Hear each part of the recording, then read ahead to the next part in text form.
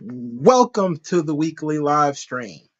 We are here to talk pop culture tonight. Tonight, we are going to. I have a list of things I wanted to discuss.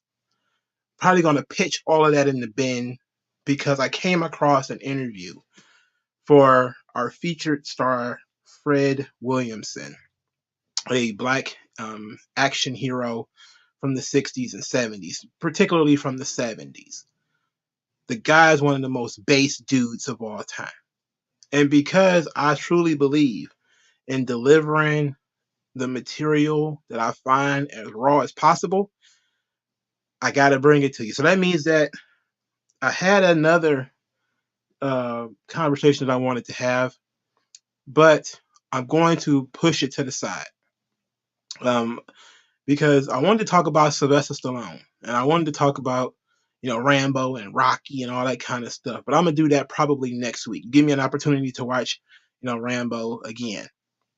In order to go into a little bit of that movie. But we about to get into Fred Williamson right now. You know, and we're gonna talk about some other people too. We're gonna talk about some Blaxploitation movies. We're gonna talk about some of the Bond films. I watched pretty much the entire Sean Connery version of the BondVerse, and I'm telling you, it's all very good. We'll talk about that a little bit later. We're also going to discuss a little bit on PBS's documentary on hip hop, which I wasn't really a big fan of, if we're being honest. I watched one episode and had no desire to watch any more. I just randomly watched the second episode, kind of by mistake, but I really don't have any desire to watch any more of it. But we'll get into all of that. Thank everybody for coming across. How y'all doing? Stone Mexican Guy. I have been trying to find that movie online. When I find it online, I will be watching it. But I watched two Fred Williamson movies, and I'm jacked, you know. And then I found this article that I want to read to you guys about Fred Williamson. And I already had like this general thing that I wanted to discuss about this movie Black Caesar. I'm jacked, but I want to give people a minute to kind of roll in. I know that some people like to slide in a little bit late, so we could probably start five after. Travis Tippins, Three the Hard Way. Ah, yes. Fred Williamson, Jim Kelly, and I think it was Jim Brown, wasn't it? Oh, man.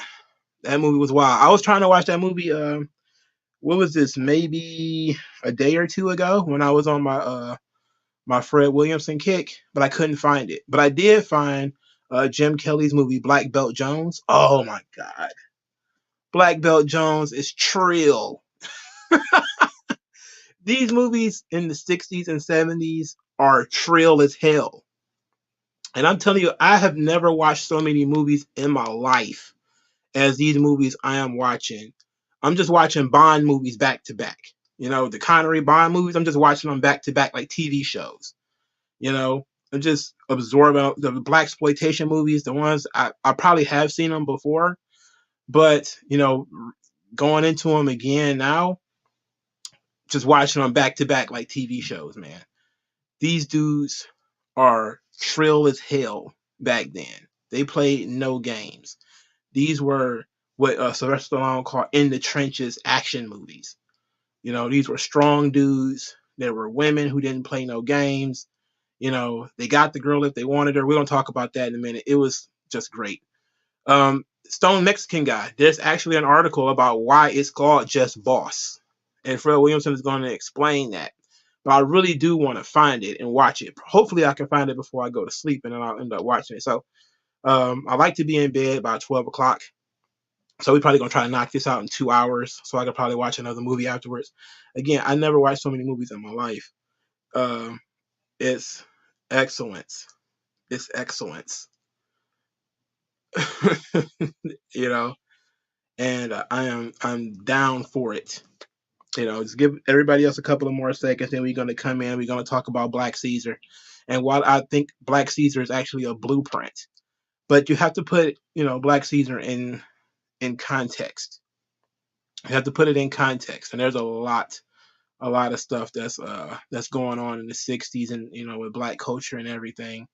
and then we're going to get into. I'm not going to do a full review of it, but we're going to talk about it extensively, you know, and then I'm gonna give you some surprise stuff that I want to discuss too, because I actually think as I was watching it that it reminded me a lot of another movie that came out several years later, and they don't get that much credit for sort of being a blueprint for that movie, you know, at least not for me, you know, it's not enough.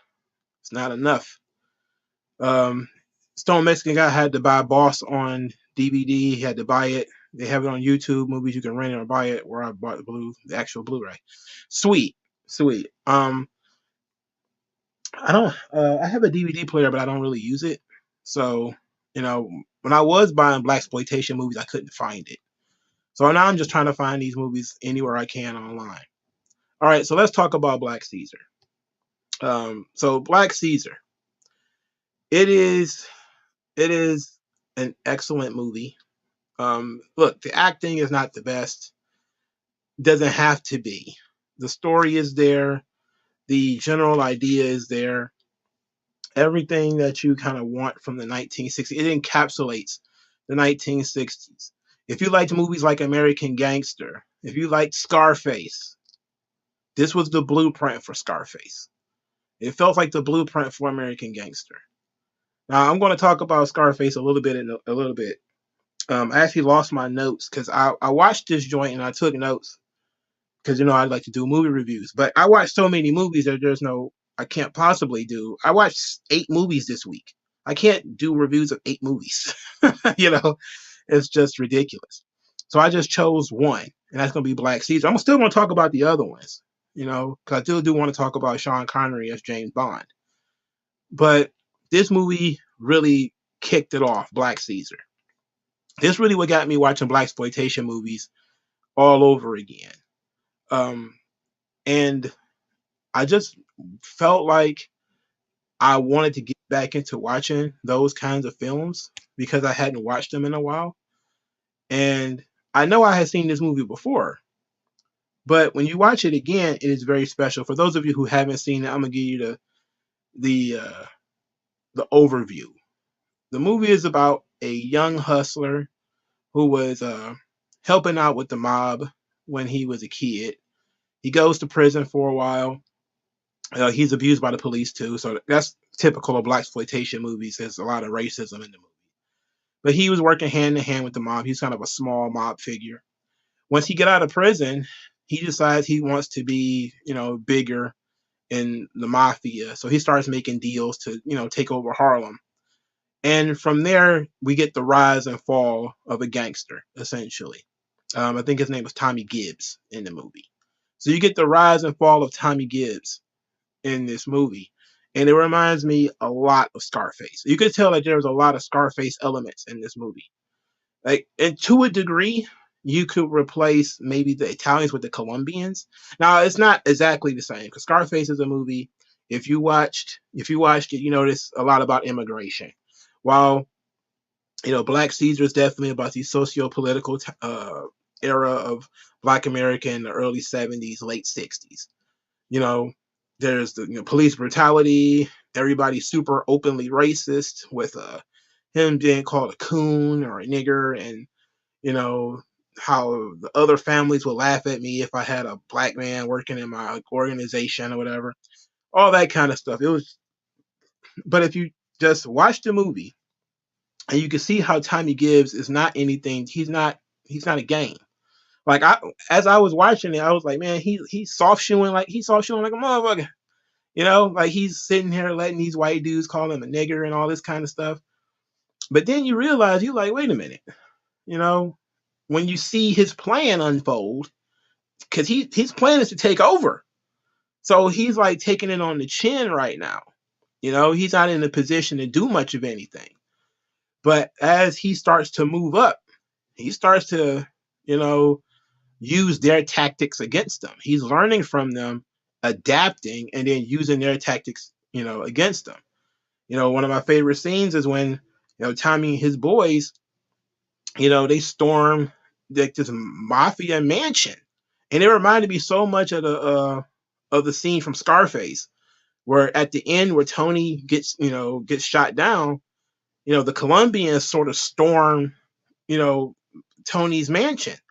This was almost the exact same situation but it was in the middle of the movie where, the Italians, they weren't expecting Tommy Gibbs and his crew of Harlem hood rats to basically storm this mansion. They come back blasting through the gates. They hopping over the walls. You know, it was wild. It was wild. They came full force on them, and nobody was expecting it. And it's kind of like all that stuff people was talking about him. He made them eat their words. Even the people who gave him a shot, even the people who gave him an opportunity, because they didn't do so because they liked him. They did it because he could bring in money, and he was. And the weird thing, of the crazy thing, is how he even pitched himself in that movie. And he says, what better than a jungle bunny to control the jungle? It was basically saying, like, you guys are never going to be able to control crime in black neighborhoods, but I might be able to. Let me control it. And that was the impetus for them to give him authority, give him power or whatever. And then he used those small blocks that they gave him as a base to build and eventually overthrow, I guess you could say, his masters. But he ended up, as per usual, he ended up becoming just as bad as they are. He essentially became almost the exact same as they were, and ended up biting them in the ass later, which is a good moral story, because Tommy Gibbs is not a nice guy. He actually rapes a woman in this movie. He's abusive towards a woman in this movie. Another Scarface little piece that I want y'all to really think about. You think about Tony and Manolo, right? In this movie, you had Tommy, and I forget what his friend's name is, but Tommy had a girlfriend. She was like a singer or something. He sent her out to California to follow her singing career. The friend goes with the girl because he's like an accountant or something like that, and he's going to help her financially. As Tommy is sort of, in some ways, spiraling out of control in New York, whispers start to come in that his girl is, fucking his friend out in California. So he goes out there and he finds out that it's true, and he's at the bottom of the staircase, and like the winding staircase, and he comes into the house rather, and he finds them at the top of the staircase. If you watch Scarface, it's literally the exact same goddamn scene when Tony comes into the house and he sees his sister and Manolo at the top of the staircase. The same winding staircase. The same damn thing. The only thing that was a little bit different is in this movie, Tommy was being cucked by this nerd guy. And that leads to a really sweet scene. Well, it's not sweet, but it's a really meaningful scene where, Tommy, he's expressing what he thinks masculinity is in this movie. He's talking about, I protected him. He was fag bait. If it wasn't for me, they'd have tore him apart. To him, that's what, being a man is. And the other guy, I'm trying to remember what his name is, was kind of like, I'm a man, I can take care of myself. Tommy just grabs him and throws him down the stairs. Like, it's the wildest thing in the world, bro. I was like, damn. He just grabbed and throw him down the stairs, bro. Like he wasn't shit. It was like, and the woman is screaming, and he smacks the girl, and he goes back, and he's just, punching the guy, beating him up. But it's a little bit different from Scarface because, the movie is over 40 years old, so I can spoil a little bit of it. He doesn't actually kill his friend. You find out that Tommy does have a line that he won't cross. Because unlike Tony in Scarface, Tony was high on cocaine and kind of in love with his sister and all that kind of stuff, hyper protective of his sister. But you could tell in this movie, Tommy is supposed to be in his clear mind all the time. And he says, he tells, the girl, you messed with the only guy you knew I wouldn't kill. And he beat him up, for cucking him. He beat his ass, but he left him alone. Like he kind of cut him off of his life or whatever. Um, and then there's a weird time, split that they really don't kind of go into, where now the girl and the guy have children and they're still living in the house, even though it's the house that Tommy paid for. But whatever. But that's just one of the many things that if you look at Black Caesar and Scarface, you will see how similar they are. That's why I call Black Caesar a blueprint.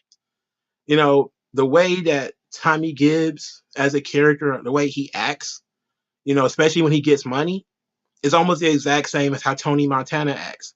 He wears, even the way they dress is similar. The open shirt with the chest hair showing, the big cigar in the mouth, sit back, kick your feet up, you're relaxing and everything. The one-liners, like the Black Caesar is great for one-liners, but he's that confidence, that strength that character has, and he's not a good guy. Everybody is around him positioned to be worse than he is, but he's not a good guy. Like I said, he actually raped that girl in this movie, and that's why she, didn't want to deal with him anymore. And he openly said it. She was like, no. He's like, oh, I guess you got to get raped then. I was like, wait a minute. Wait a minute now. Again, I had seen the movie before, but there's still some things that we are 50 years out of the 60s and 70s, bro. We don't just say, oh, I guess I got to rape her then. Like, wait a minute. What? That even went a little above my head. But there's so much about this movie that is like tremendous. And it's made even bigger once you learn about Fred Williamson and you learn about him as a man and him as a person. And you realize that this dude, he suffered no fools, he played no games. I want to talk about this interview that he did. I want to do that a little bit later, though. So the David Mamet questions, I didn't write them out. I'm going to try to remember them. But what does your hero want? That's usually the first rule. In Black Caesar, you had Tommy Gibbs. He said he didn't want to be poor. He wanted to rise above his station. He was positioned as being really low level in the mafia. He was kind of an affiliate. He couldn't be an official member. He's not Italian. But he just wanted to be in the position where he wasn't a victim anymore, And when he was a kid, he had been abused by the police. He was, constantly, being forced to be a shoe shine boy and all this kind of stuff. And he kind of wanted to rise above that, And that was his mission, and he ended up actually succeeding in that. 2, who stands in their way? Okay, well, you had, the corrupt police. You had the Italian mob. You had racism. You had Tommy's own ego in some ways. You had a lot of the other people that were surrounding him, his mom. There's a really interesting scene where he buys the house where his mom is a maid. And he buys the house right from up underneath the people who were living there. And he kicks them out, basically says, "This is my house, get out of here." And his mom comes there to work one day and finds him there. And they have this really deep conversation. Because his mom is a Florida Evans type of Black female character where she is, I don't want nothing to do with you. As long as you selling drugs or doing criminal stuff, I don't want nothing to do with you. And he's like, but mama, I bought this place for you. I don't want you working for them white folks, mama. And she's like, nope. I would rather work for the white folks than take anything from you. And it was like a real meaningful situation there, and he has to overcome that. He has to overcome his mom looking down on him, because that shame, that parental shame, can stop you from doing what you want to do. But he didn't let it, even though what he's doing is negative. He is a criminal. He is a thief and a murderer and all that kind of stuff. But he's not going to let his mom's goody two shoes nature stop him from pursuing what he wants to pursue. 3, what happens if he doesn't get it? Well, what happens if he doesn't get it? He kind of stays on the outside, constantly being the target of racial epithets, abuse by the police. They constantly get taken advantage of and exploited, etc. And he didn't want to do that. And 4 is why now. Why now is basically he set it up before he went to prison. When he was in the hospital, he told his friend he wanted him to go to college, get an education, stop being a bitch, essentially, stop crying so much, because he had a plan for him when he got out of jail. So when he got out of jail, that's when he put together his crew and everything. And it went, the ball got rolling right there. It's, now he's an adult. He's not a man anymore. The story really starts out when Tommy becomes a man, even though there's like about maybe 5 or 6 minutes of the movie when he's a kid, and he's a shoe shine boy and he's helping do this and helping do that. And he's being kicked around and abused by the police and being called names and stuff like that. So that's sort of the entire breakdown in the movie. That's off memory. I don't have no notes right here. That tells you I actually paid attention to this damn movie. And in today's day and age, where people don't pay that close attention to anything, I paid attention to this movie. Now, Black Caesar is a film that is out in the 70s and the late. I think it came out in like 1971 or 73 or something like that. I think it was 71 because it was one of Fred Williamson's first movies. And there's a big zeitgeist at the time. Of course, the Bond movies are doing excellent. Steve McQueen is doing excellent movies. Thomas Crown Affair was in like the late 60s. So there are some really big movies out there, but the black space is now starting to really grow. Not just because black people are starting to make their own movies now with Fred Williamson and Jim Brown and Jim Kelly and Pam Grier and all of them. They're coming out of nowhere. They're making their own movies now. But also, like, the black urban crime drama is really starting to blow up in terms of, like, Donald Goines novels, Iceberg Slim books, and stuff like that. So these things are really starting to grow. We're really starting to see what would be the base of what hip-hop would become later. The base of what a lot of these cultural touchstones that wouldn't be really overturned for 20 or 30 years, what they will become a little bit later. Now, it's pretty unfortunate that when you look at a lot of hip hop in the 90s and stuff like that, they don't lean very heavily on the black cultural stuff like, Fred Williamson and Jim Kelly and those guys. RZA, he does, because when I listened to RZA on Rick Rubin's podcast, he talked a lot about essentially all the kung fu movies that he watched, but he actually watched a couple of Blaxploitation films too, and talked about how he was inspired by Black Belt Jones and all that kind of stuff. But when you look at rappers and stuff like this, these guys typically like watch The Godfather and they watch Goodfellas and they watch Casino, and then they went and mimicked all of that stuff. They went and bit all of that stuff up. Meanwhile, you had a rich cultural history of these Fred Williamson and Jim Kelly and Jim Brown action movies that these dudes probably would have been old enough to watch, because some of them were created in the 70s. Some of these rappers were born in the early 70s. They would have at least come across them at some point, but they were more inspired by Scarface and Casino. Now Casino, it makes sense because Casino was in the early 90s. So all of them who were born in the 70s would have been 18, 19 years old, maybe even 20 when Casino came out. But so I don't expect, and plus, this was the age before VCRs. So if you didn't see Fred Williamson movies in the theater, you probably never did see them. If I think Nas was born in like 1974 or something like that. That was after this movie was born, and then there was no VCRs, so you probably never had an opportunity to see it. Unless it came on TV, and I don't know what syndication and stuff like that was like in the 70s and 80s. So it makes sense that he would come and, Nas Escobar and not try to be like, you know, but Donald Golding's novels were out there. Those books existed. You would think that, I think, Jay-Z went with Iceberg Slim.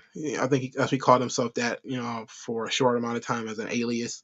Iceberg Slim was a real pimp who wrote pimp manuals or whatever, um, about how to break chicks and all that kind of stuff. He was a real person. I think he died a long time ago.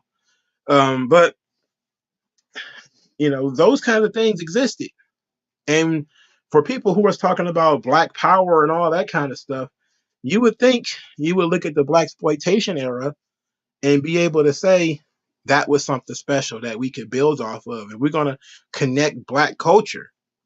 And we're trying to build a Black cultural movement, this hip hop thing. Why is it so heavily influenced by Italian mob movies? And I've always had an issue with that.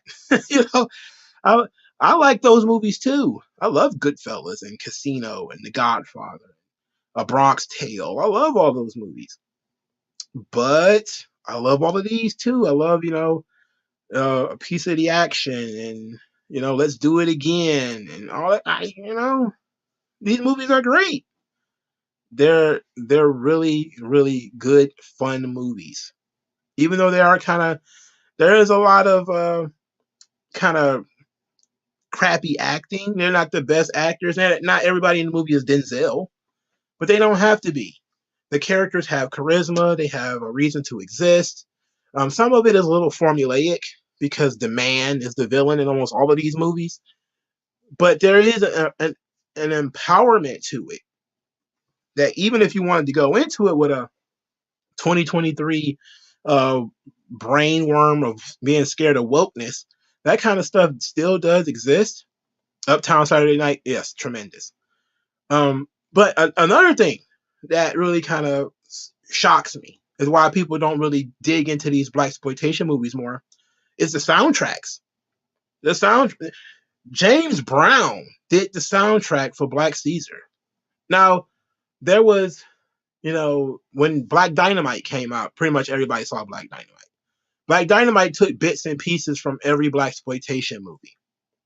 The character of Bullhorn actually is based off of Pinky from Black Belt Jones. But one of the things that they made fun of is how songs would be crafted for a scene, right? So in Black Caesar, when Tommy's mom dies, James Brown is Mama Dad, never again to hold my hand. Mama Dad, at the funeral. And you're like, I always made fun of that. And because there was a movie called Blue Hill Avenue where they would do the same thing. They would have that Blaxploitation sort of, the song fits the scene, but it basically just tells you what's going on in the scene. And when you get to Mama Dead, oh, my mama is dead, never again to hold my hand. You're like, oh my God, James Brown, what the? But it's dope.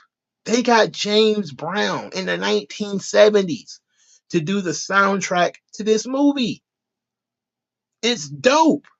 It's a cultural touchstone, and this stuff happened all the time. Superfly, which is one of the movies that pretty much everybody and their mama has sat down and watched. The Mac. I don't think the Mac had anybody famous do the soundtrack, but Superfly had, oh my God, please don't let it slip my mind. Everybody knows who it is, but Superfly was Curtis Mayfield.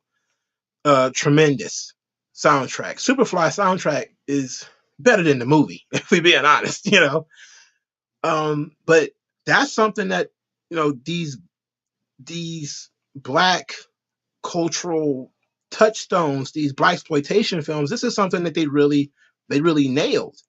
The soundtrack was for this movie. It wasn't like general James Brown records that they played on the song. These songs were crafted for this movie. One of the themes of Black Caesar's Paid the Cost to Be the Boss. So when Tommy is on his downslide and he gets stabbed in front of, it's like he got stabbed in Times Square, like in front of everybody. They're like, pay the cost to be the boss, and you getting the general idea of this is the cost to be the boss. Now you wanted to be the top guy. Now your enemies are everywhere and you can't find them. Now you don't know where your opponents are coming from, where people who hate you. Some of them are hiding out. Some of them are in your crew. You never really know. You know what I'm saying? And that's the cost of being the boss, is not being able to know where your threats are coming from sometimes. And he didn't see that, he was going to get attacked in broad daylight, But it led to this really fun scene of him trying to avoid being killed by the remaining mafia, basically corrupt police officers and stuff, and him hijacking a taxi cab, and him basically being unkillable because the guy got stabbed and he just couldn't be beat. He was still getting into street fights and stuff like that, and he was still alive. It's like, dude, you got stabbed like 6 scenes ago, like, and you still selling it like it hurts. Like, oh, I could possibly die from this stabbing, but wait a minute, I got to fist fight this guy real quick. We got. It's ridiculous. It's ridiculous, but I love it. This movie is tremendous. If of all the movies I watched this week, it's not the best movie I watched this week, but it was, for me, the most inspiring movie I watched this week. It was an empowering movie. And I walked away standing up and I said, Fred Williamson is one of the baddest niggas ever. And then let's go into this article that I've been teasing you guys with for a little while. So Fred Williamson, for a lot of you who don't know, he played in the NFL, the old NFL. And this was one of the things that old Hollywood didn't really have too much control over. There was a lot of crossover from actors who came from the NFL. Jim Brown was another one. They had Ken Norton, who was a boxer. He went and did Mandingo. So athletes were jumping into Hollywood because they could, and who was going to stop them? Nobody. They do whatever they want. But this is from Flashback Files. This is Fred Williamson. They asked him, how did you become an action star? Fred Williamson said, quote, I thought if I was going to do this, I was not going to lose my identity. Remember, we were coming out of the 60s. They were still attacking black people in the streets with dogs and hosing them down. There were no black heroes. There was Sidney Poitier, good actor, not a hero. If I was going into this business, I was going to be what I was as a football player. On the field, I was the hammer, and the hammer was not somebody you negotiated with. You either got out of the way or you got your ass kicked. That's how I got the nickname, knocking people off the football field. If I tackled you, your helmet went one way, your ass went another way, and your shoes went another way. That's how I played the game. My motto was, do unto others before they do unto you. Because after they do unto you, you might not be able to do unto them. He said, I never got hurt playing football because I always initiated contact. If you do that, the other guy is getting the brunt of the force. And if I was not involved in the action, I got away from it. If you stay and watch, there is always someone coming. Even if it's a cheap shot, he breaks your leg, he gets a 15-yard penalty and stays in the game while you're in the goddamn hospital. I was not going to let that happen to me. But that chunk right there already let you know what this guy is about. This is a violent man, but he's got it under control. He's actually thought about the violence. He's rationalizing it in his brain. This is a very violent version of football. This ain't that crap that people are doing today, where it's 15 yards for pretty much everything today and you getting kicked out of the game. Back in the 60s and the 70s, they was laying it in. And they didn't have a lot of padding and anything like that either. So you got Fred Williamson, who's got this mindset. He's already got a mindset coming into Hollywood. He's not going to be pushed around. He ain't going to be dealing with all the bullshit that everybody else been talking about. He's coming in with a completely different frame of reference. He's not coming in from theater. It's almost the exact same thing as I talk about with wrestling, right? He wasn't a mark. He didn't come in, I want to be a great actor. I wanted to be such a good actor. That wasn't what he came in for. He came into this business because football was over. And he's like, okay, well, whatever. I'm doing this now. And if I'm going to do this, I'm going to do this exactly the same way as I played football. Because again, he's not blind. He's watching these movies too. He sees these action stars out there.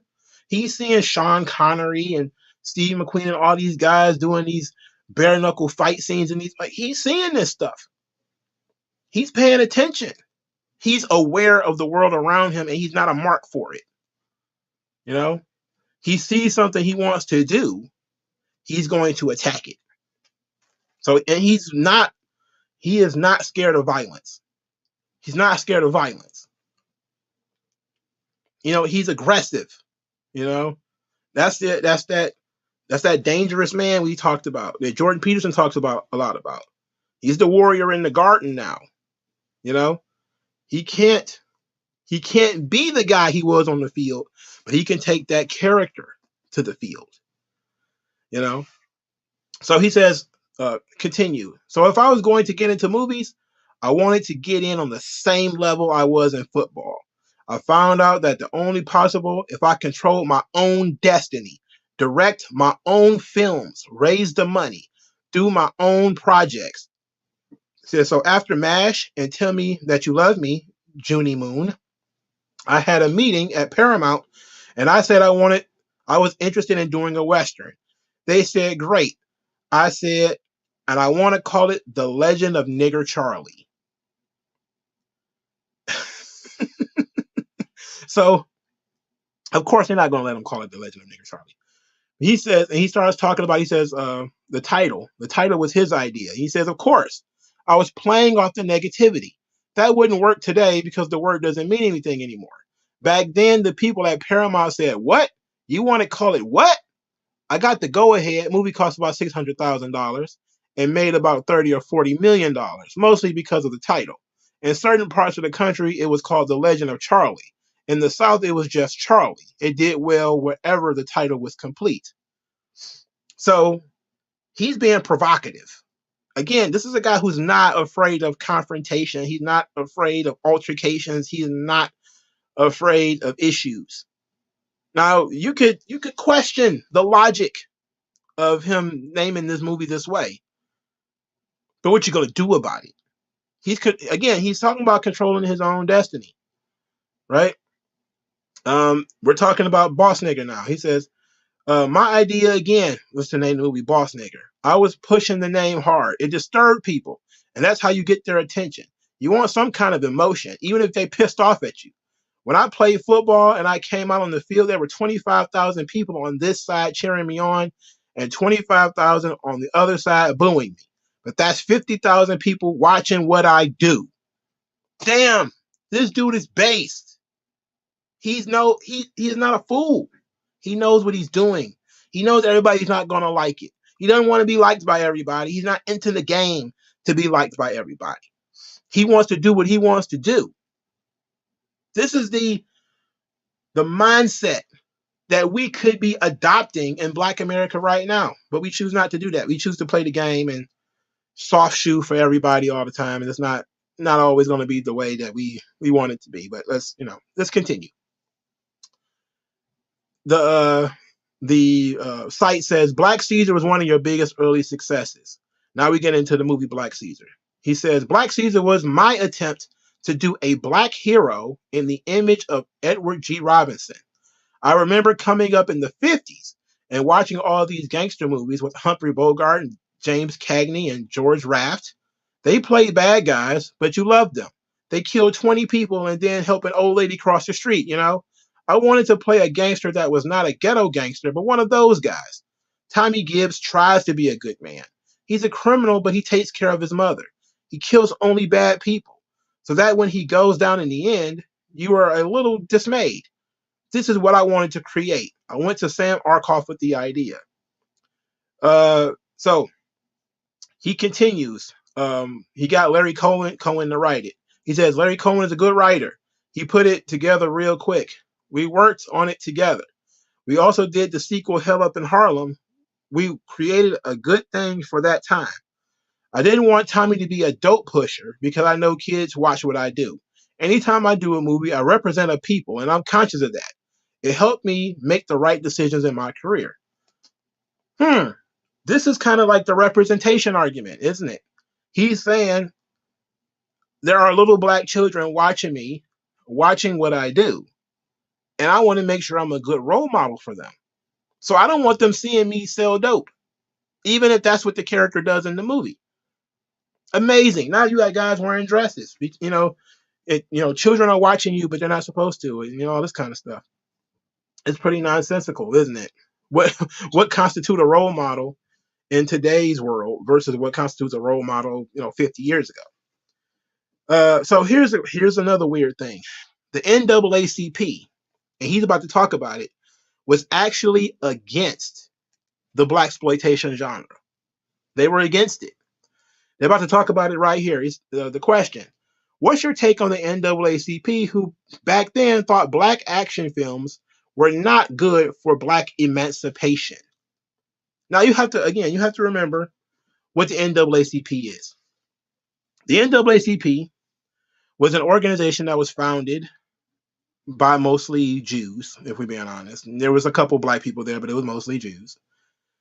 And they wanted to change racism through the courts. That was their thing. So the NAACP was an army of lawyers who constantly fought state and federal laws and tried to get different things changed in order for the betterment of black people. Anything else that came from the civil rights movement, the NAACP was typically against it. They were typically against other forms of direct action. For instance, the NAACP actually did not support the Alabama bus boycotts and some of the other things that Martin Luther King was doing. The NAACP wasn't on board because it's an older organization. They had a different view on how these things should be fought. So they were against it. Likewise, Martin Luther King was against a lot of what SNCC was doing, which is the Student Nonviolent Community Council or something like that. Stokely Carmichael was one of the founders of them. They used to make fun of Martin Luther King all the time because where they were doing some stuff down in Louisiana, Martin Luther King didn't come down there and help them. Because again, it's like each generation was pissing off the generation before it. That's kind of how activism works. The youth think that the older people aren't going far enough, or it's moving too slow. We need to do it this way. And we've been doing this for 50 years now. So the NAACP were the old fuddy-duddies of their time. And then here comes Martin Luther King with his fresh and new ideas. And then in the 60s, that was in the 50s, of course. And then in the 60s, here comes SNCC and the Black Panthers, and they're making fun of Martin Luther King and Malcolm X, and all these guys are coming in, and they're criticizing Martin Luther King. And they have a different view of what to do. And in the 70s, okay, so the 60s is pretty much where a lot of what they're trying to do on a legal level is over. They passed the Civil Rights Act, and a lot of other stuff is passed. So now there's a more rejuvenized, I guess you could say, black populace in the United States that, they're freer than ever before. So this is where you start getting the blaxploitation movies and stuff like that coming out of the 60s. So the NAACP still exists, despite the fact that they served their purpose. It still exists. And now they want to take control over other areas of black life. And this is one of the areas where they tried to sink their claws into, which is the movie industry. So here's what Fred Williamson says in response to the NAACP. He says, quote, "That was stupidity. I told them that, first of all, it was creating jobs. We were working. Black actors were happy. Second, the black audience was happy. Now suddenly they are seeing black heroes. We're winning fights on the screen. We're not getting killed all the time. To this day, I have 3 rules. I don't get killed. I win all my fights and I get the girl at the end of the movie if I want her. We didn't have those heroes. We had Step and Fetch It. The NAACP were wrong for what they did. To show you how stupid they were, they wrote to the heads of the studios saying they wanted to read all the scripts in advance to see if the movie would convey the right image of black people. No one's going to let you do that. MGM laughed at them. But the stupidest thing they did was when film called Mandingo came out. Every black actor tried out for it, but no black actor wanted to do it because it was a degrading part. They couldn't find anybody, so they got Ken Norton, who was not an actor but a boxer. What did the NAACP do? They gave the producer an award. How the hell are you going to give producer of Mandingo an award? They just didn't get it, man. Their heart was not in the right place. It was all lip service. Destroyed them. Destroyed them. This was in 1970 something. NAACP had outserved their usefulness even back then. So they figured we could control the image of Black America if we can force the movie studios to give us the scripts that black actors are going to be playing, and we're going to have to approve them. Well, that was ridiculous. One's up if you think that's stupid. Now consider that that's what GLAAD does today.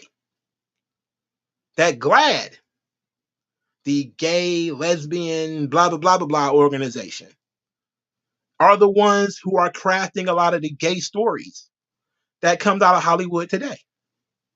You couldn't do it back then because even though people were super liberal back in the past, they weren't dumb. These are money-making ventures. They're going to do what they do. They're not going to invest a lot of time to have some activist group with the veto and say, you can't do this. We don't like this. But in the 21st century, of course they can do that. Of course. We have the heckler's veto now. You can show up at a movie industry and GLAAD can get a movie pulled. They can launch a boycott, call you a homophobe if half the roster of people on it ain't gay.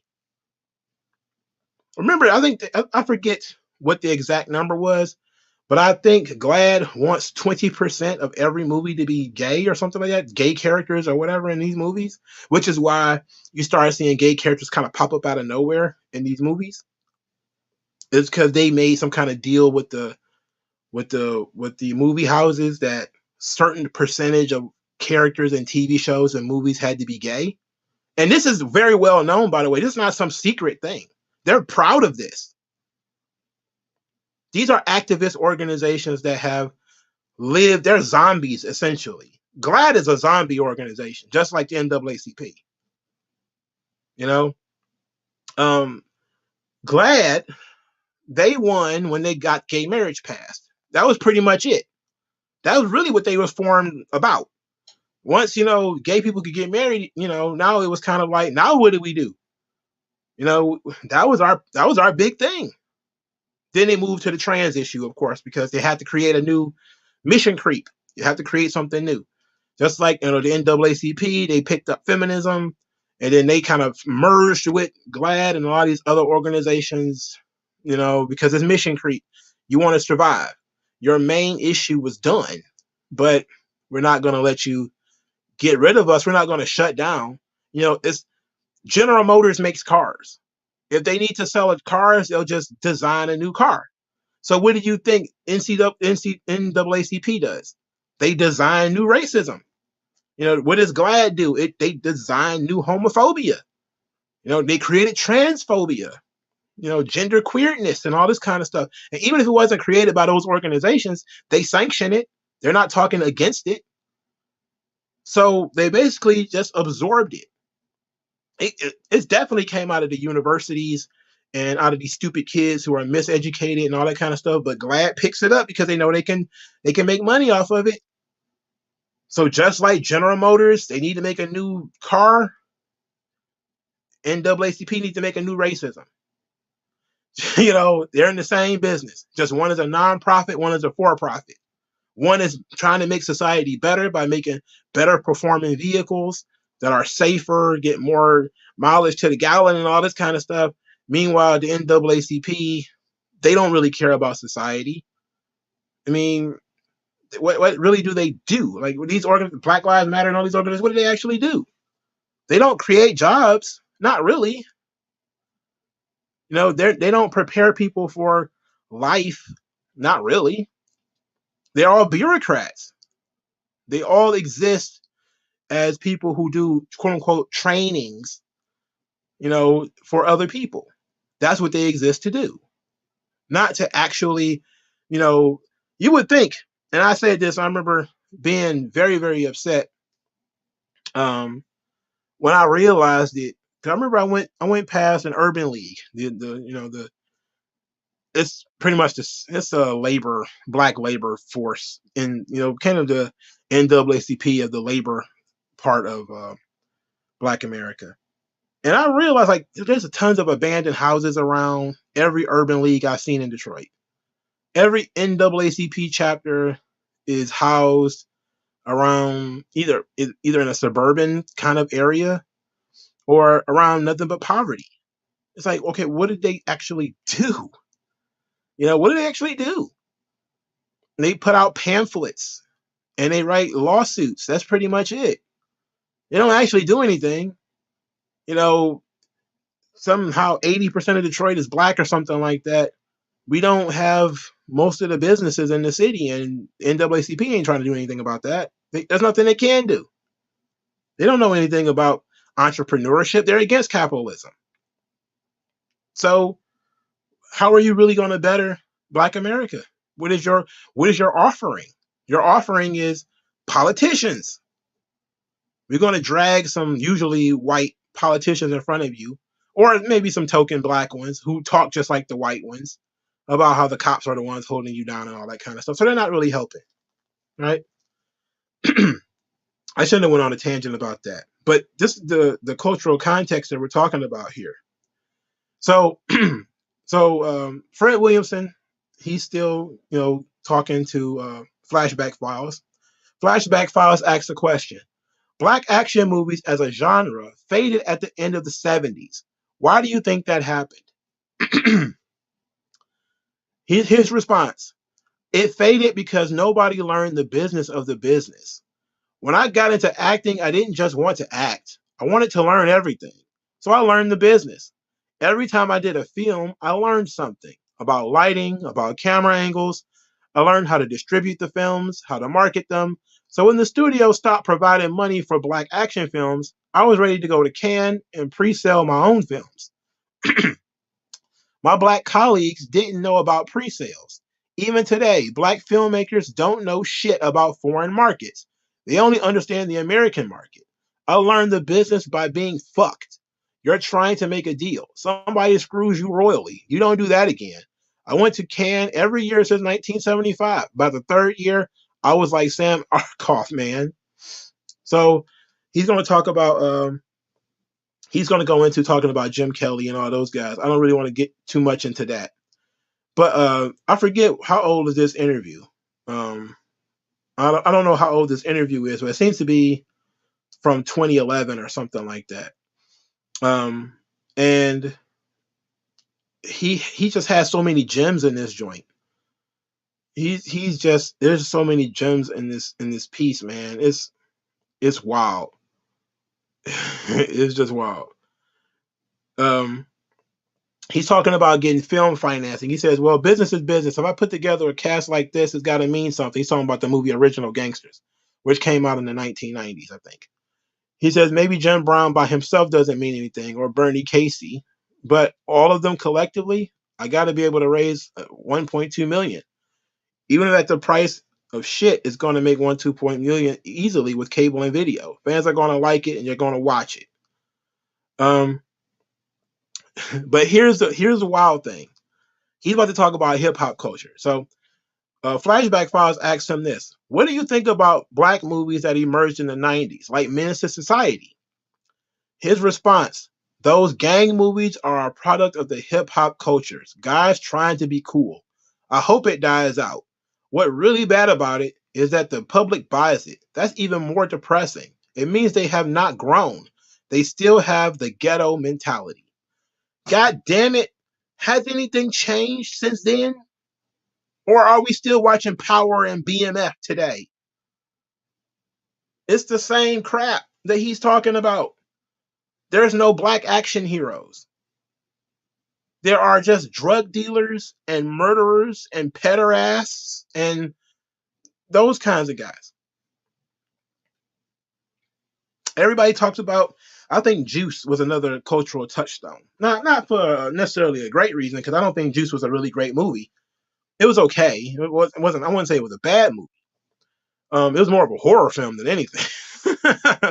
But a lot of those movies, they follow a similar pattern, and I wasn't really thrilled with too many of them. Menace to Society to me was not good. I hate Menace to Society. It's funny.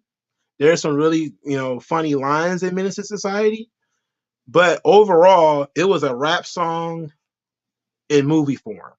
You know, it, it was sad. It was sad. Truly sad. It was so depressing, man. And so some of the movies that came out of the 90s, I think, with that gang culture tinge to it, I thought were pretty good. Boys in the Hood, of course, excellent. South Central, I think, was really good. But then you had movies like Jason's Lyric. It was stupid. It's a stupid fucking movie. It's just a dumb movie and it exists for no reason. I genuinely think that we should have black people in space by now. Like Dead Presidents was excellent. Yes, Dead President came out in the 90s. It was excellent. But what he's talking about is, creating heroes. Dead Presidents was another black victim movie. He was a victim coming out of that thing. It was weird. I haven't seen Trouble Man, actually. I may actually watch that eventually. Ben Get It In said the first half of Black Caesar was great. The more it went on, it got worse. I don't know. Like, I thought it was pretty solid all the way through, but maybe if you was to tell me like what part you felt like it kind of went off the rails. But I do think like when they introduced his dad, maybe that was unnecessary. It was weird.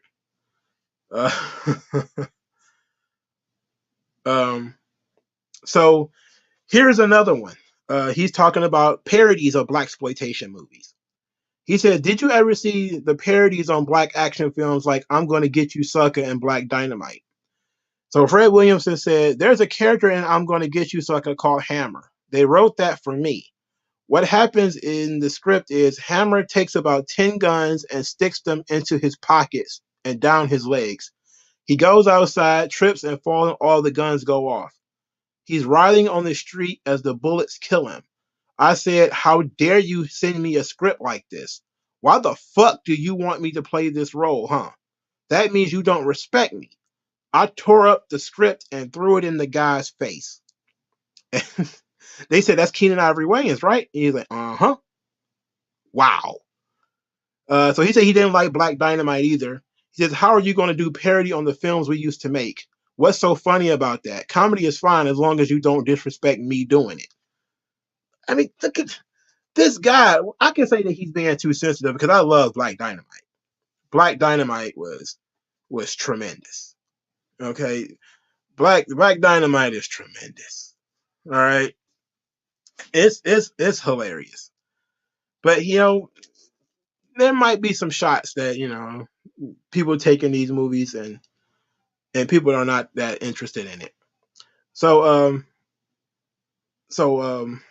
Flashback File says, "I think that film was right on the line." He's talking about Black Dynamite, between parody and loving homage.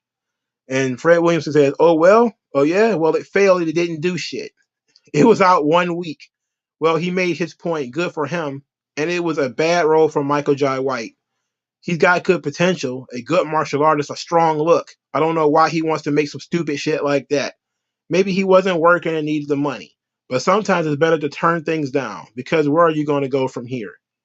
And he starts talking about turning down demeaning parts. movies where he gets killed. He didn't want to do any of those. And he says, they tell me, but you're a strong character. He says, you die strong. I say, you don't get it. I ain't dying. That's ego talking. Like that, this is a man with an ego. He's masculine, but he's also got a healthy ego. He wants to come out of this movie strong. He wants to come out of this movie cool. He wants to come out of this movie with people thinking that he's the man. He knows what he's trying to do, and he has to have an ego in order to do that. I don't know if he saw Dolomite or not. I don't think he was asked about Dolomite. Uh, here's something that's very interesting. Flashback File says, you once called yourself the Black Clint Eastwood. He said, yes, because just like me, he protected his image and he learned the business. Charles Bronson never learned the business. So when they stopped making the movies he was in, he just went away. But Clint molded himself, created this image, and that's what he sells. And that's what I sell. You don't want to surprise your audience by doing a dance movie or a comedy. Clint tried it a few times, but in the next Dirty Harry, he killed 20 people in the opening credits just to remind everyone. Michael Jai White is the guy that did Spawn. I think they want him to do Spawn again, though. I think they want him to play Spawn in the next Spawn movie. That movie is probably never coming out anyway, but just in case. He is a bigger star now than he was then. So he continues. On the other hand, there's Burt Reynolds. What killed his career were the comedies he did where they all race across the country. He was funny in it, and they did well. But after that, nobody knew what Burt Reynolds was. Before that, he was a tough guy. Now suddenly he wants to be a tough guy and a funny guy. That's hard to pull off. Nobody knows what you are anymore. Eddie Murphy did have the potential to mix the two, like in Beverly Hills Cop in 48 Hours, but he's not smart enough. He got silly doing impersonations with the fat suits, that Tyler Perry shit. My point is, mixing funny and tough is really hard, but mixing silly and tough is impossible. There used to be actors who could be funny and tough, like Dean Martin. You could be talking about pro wrestling right now. Being funny and being tough. Brock is funny and tough. Roman is funny and tough. But they're not silly and tough. Right? He's talking about you can't mix silly and tough. I could sit here and just ramble all day just off taking this piece and sending it to the next level. This guy is dropping gems. He's talking about actors having an image and what happens to these actors when they destroy their image. Isn't this exactly what I was talking about with John Cena putting on the dress? With The Rock putting on the dress? These guys have an image. Hollywood wants to control that. They want to destroy it, if we're being honest, because they have masculine images. Let's get rid of it. Make them put on the dress. Put on the dress, bro. I just found out today that the kid who played Spider-Man wore a dress for a TV show or something like that. Kurt Angle was, I don't know if Kurt Angle was silly. I think he was more goofy than anything. But I don't know. That's a kind of a good point, though. So he was asked if he regretted doing any movies. He says, no, I like all my films. I've been in bad movies, sure, but I've never been bad in a movie. I have control over what I do, and I only do what I like. I've had a great time doing the movies I did. It would help me financially if I took the part that came along, but I sell an image. Clint Eastwood, Charles Bronson, John Wayne, they all sold an image. If you give that up, you got nothing. Nothing left to sell. Look at Richard Roundtree. He was doing Shaft, and he should be doing Shaft 226 by now. Instead, he's just a guy looking for a job. His agents told him, the world knows who you are now. You are Richard Roundtree, the actor. You don't have to take black parts anymore. Hey, wrong. You're black. You are who you are because the audience loves you. And your audience is always right. And if they want to see you as Shaft, you play Shaft. No, what does he do? Robinson Crusoe playing Man Friday next to Michael Caine, sitting in the sand with a stick. Where's your leather jacket? Where's your gun? Walking down the beach in raggedy ass clothes, guy lost his whole audience because he threw away his image. Now he does a lot of those walk on parts on television. I tried to restore some of his marketability as a black action star by hiring him into my movies. And he starts talking about Shaft, right? Three the Hard Way was terrible. It was. I was trying to watch it, but I do remember it being not very good because it was. I don't remember it being very good. That's just the facts. I like the name though. That the name is Hard Body. Three the Hard Way is a hard movie. That's a that name is hard. Now he's about to shit on Shaft. Now I don't agree with this, but we're about to talk about Shaft a little bit. Flashback Files said, I never understood why Shaft is hailed as the classic of the black action genre. I think it's actually rather dull compared to Black Caesar or Truck Turner. Is it Shaft or Black Caesar? Which one do you think is better? If you've seen both. For me, having seen Shaft and Black Caesar, I think the character in Black Caesar was better. But I think Shaft was probably a stronger hero because he was an actual good guy. You know, unlike Tommy Gibbs, who was a villain in his movie. You know, he raped the chick. You know, you can't beat that. Shaft got girls, you know, in the way of James Bond. You know, his masculine musk. He comes around women and they basically throw themselves at him. You know, they basically throw themselves at him. But, you know, I like that. That's cool. That's cool shit. So here's what Fred Williamson says about Shaft. He said, it's a terrible movie. Only good thing about it is the music. 80% of white people who remember Shaft never saw it. Never fucking saw it. They only know the music. You know how many times white people recognize me on the street and say, Shaft? It wasn't really that big of a success. It made like 20 or 30 million bucks, but it was cheap to make. So Anne Roundtree should have kept playing Shaft. He came back to be Uncle Shaft in the remake with what's his face, the actor who gets all the black parts nowadays. So he's about to take a shot at Samuel L. Jackson. I love Samuel L. Jackson. I think Samuel L. Jackson is an actor. As Ben getting in saying that most actors don't want to be typecasted. I agree with that, but when you see what a lot of people are involved with things, you do eventually say you're doing too much. I think Samuel L. Jackson is one of those guys that he's been involved with literally everything. Like he should never been in the spirit. Samuel L. Jackson never should have been in the spirit. You know, he played the octopus in the spirit. Like, why was he even in that movie? You know, it really makes no sense. But here's what he says: Samuel L. Jackson ain't no Shaft. Skinny guy with that painted shit on his face. What is that? Painted muscle or something? Shaft's got to be someone you cross the street when you see him coming. Nobody's gonna do that for him. I don't know if Sam Jackson is that skinny like that. But you know, not liking Shaft is a bit much. That's a strong one for me.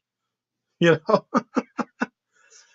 Yeah, the movie that he did, I think it's called Lakeview Terrace. The movie Samuel L. Jackson did where he was harassing the interracial couple. That was fun. That was a funny ass movie, man. It was one of those weird Samuel L. Jackson movies that came out of nowhere that I didn't think I was gonna like, but I ended up loving it. I always like his little offbeat movies, like Caveman's Valentine. Lakeview Terrace is it's a good one. We just talked about that.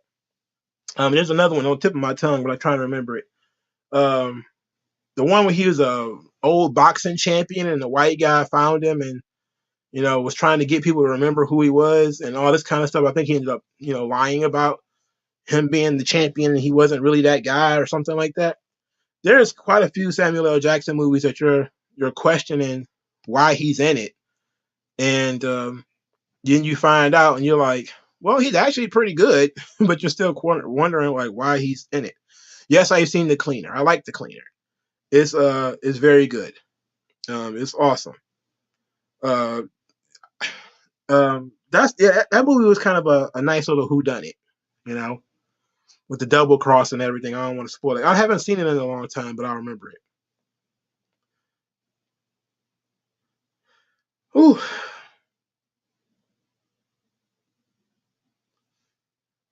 so that's Black Caesar.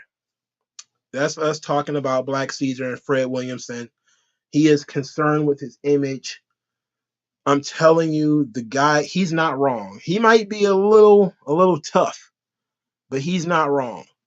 I could tell you, like, we're looking at a lot of these actors, man, and you see him swing in weird directions. Like there's the Vogue cut. Is it Vogue or Esquire or whatever? Where the guy who's playing Kang the Conqueror, he's he's sitting on a couch in long boots and with a pink fur, over his shoulders and everything. And you're like, this guy's Kang the Conqueror. He's supposed to be the big villain of the Marvel universe now, and he's sitting on a couch wearing Philly pink stuff and thigh high boots. Like, what's going on here? And you wonder why people don't go to the movies anymore. And you wonder why people don't buy into these characters anymore. The actors themselves are just so goofy and weird and have it's just ugh. I haven't seen Hell Up in Harlem yet. AJ3, what was his thoughts on Denzel Washington? Well, I don't think he was asked about Denzel Washington, but I don't see him being too upset about Denzel. Denzel was a guy who really has protected his image quite a bit. That's what he was telling Will Smith not to do, gay roles in movies. Even though Will started doing them anyway. But I think that's what Uncle Denzel was trying to tell Will Smith. But Denzel is an actor's actor. He could do Equalizer, then he could go and do Flight. He could do Two Guns, and but he started out as a leading man, as like a romance guy. I'll put the article either in the description, or I'll put the article in the comment section. I got to remember. But excellent movie. I also watched another Fred Williamson movie called Bucktown. How many of you have seen Bucktown? It co-stars Pam Grier. Bucktown is an excellent movie too. I watched it actually earlier today, so I remember it a lot more than I remember Black Caesar, which I watched a couple of days ago. Now, Bucktown is very similar to the Blaxploitation theme. It has corrupt white police officers and all this kind of stuff. So Fred Williamson plays a guy, I think his name is Duke. And Duke's brother is killed by corrupt police officers in a small town. So Duke comes to town to get his brother's affairs in order. So his brother owns a bar, and he's trying to sell the bar so he can go back to his life or whatever. But he gets caught up in this web of corruption, as they won't let him sell the bar without, having a liquor license, and it's $450. They're basically trying to tax him and all this kind of stuff. And they're trying to run him out of town. So he calls some old homeboys from way back from the city or whatever, and it says, like, we got a problem in this small town with these corrupt officials and everything. We need to go ahead and handle that. So his crew of homeboys, one of them is named Hambone, who is played by Action Jackson, a.k.a. Apollo Creed. I'm trying to remember what his real name is. Carl Weathers. Carl Weathers is one of those guys. And they come to the town, and basically they wage war on the corrupt police officers and everything. They go in there and they kill them all. So right in the middle of the movie, Duke has completed his mission. He's come to the town. He's dealt with the people who killed his brother. He settled a lot of his brother's problems and stuff like that. Now he's trying to break out of town. He's trying to leave. His homeboys, however, they studied what the corrupt police officers did, and they decided they want to take over. So they take over the town. So his homeboys have a heel turn where they basically like, oh, now we're the corrupt cops. Like, we're the corrupt guys now. And now Duke has to do the same thing to his boys that he just did to the white cops. So it's a story about power and about the corruption of power and corruption of authority, you know. And Duke is a good man. He's like, look, man, I don't want to have to fight you guys. You guys were my friends. Y'all came down here to help me. But if you keep messing with these people, cutting them up, beating them up, and everything, you got to deal with me. Like, these people are under my protection. Even though you guys are my old friends, these people are under my protection. And it kind of goes off the rails from there, where, you know, now he's got to do battle against his old buddies and everything. Pam Grier's in that movie, but she's mostly a love interest. She's not really a gun-toting, coffee, Jackie Brown kind of character in that movie. But yeah, she was. There's a scene where she was getting out of the shower or something like that, and she was wearing like lingerie. And I'm telling you, Pam Grier was as hot as any woman could possibly be. I mean, God didn't miss when he made Pam Grier. You feel me? He didn't miss at all. You know, it was just glorious. But Bucktown is an excellent movie. You know, again, the acting ain't the best, but the story is there. The heroism is there. The good nature of the character is there. Fred Williamson is a guy who knows what he's doing. You know, when he sits down and he talks about selling an image, this is what he means. He could have done these movies forever, and he probably did. And it's going to be forever for me to catch up and watch most of them. I do want to watch the Shaft movies and stuff like that too. I may just watch old movies and not even watch anything new, you know. But I go through spurts like this where I'll probably get bored with the Blaxploitation in a couple of movies. But I'm gonna watch as many of them as I possibly can while I'm on it, you know. Especially trying to watch the ones I haven't seen before instead of watching ones that I have seen. That's like I watch all the James Bond movies I haven't seen before, or the ones I don't remember that well. So Bucktown is excellent. It's a really fun movie. You know, everybody need to, you know, get on that. Watch Bucktown if you can find it. It's really good. The last Blaxploitation movie I watched was Black Belt Jones. I'm sorry. Uh, and it's Jim Kelly. There's so many fun. There's so much funny stuff in Black Belt Jones. It's tremendous. Like it's really good. I don't want to. I I watched it because RZA talked about it on his Rick Rubin interview, and RZA is really into kung fu movies and stuff like that. So I was like, you know, Jim Kelly was that man when it comes to black kung fu flicks.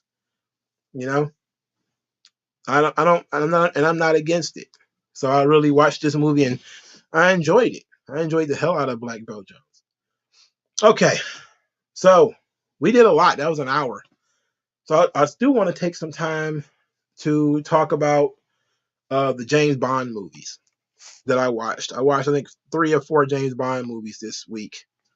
I watched Diamonds Are Forever earlier today, so I remember that movie pretty well. Um, but I watched some of the other ones earlier this week. So I just want to give my thoughts on Sean Connery and the BondVerse and how I feel like he is as the James Bond. Live and Let Die is actually the very next one. Um, so, of the Sean Connery Bond movies, I liked all of them for different reasons. My favorite one is probably Diamonds Are Forever. Um, my second favorite is probably Goldfinger. Goldfinger is where, you know, Bond becomes Bond. That formula is encapsulated. I think it was the third James Bond movie. From Russia with Love is actually pretty good too.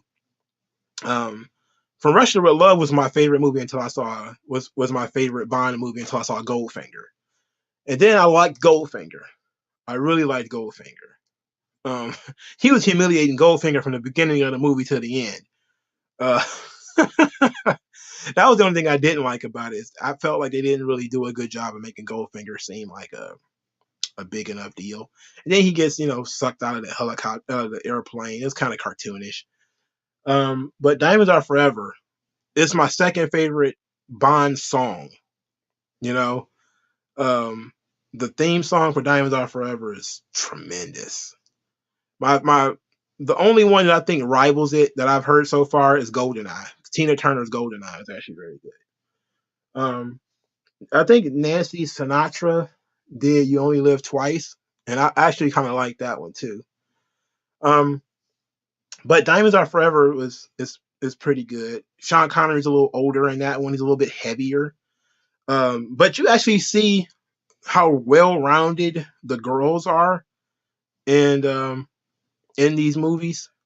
You know, um, there are Bond girls in the movies where they basically just objects of sexual desire, which is what the feminists will say about Bond movies.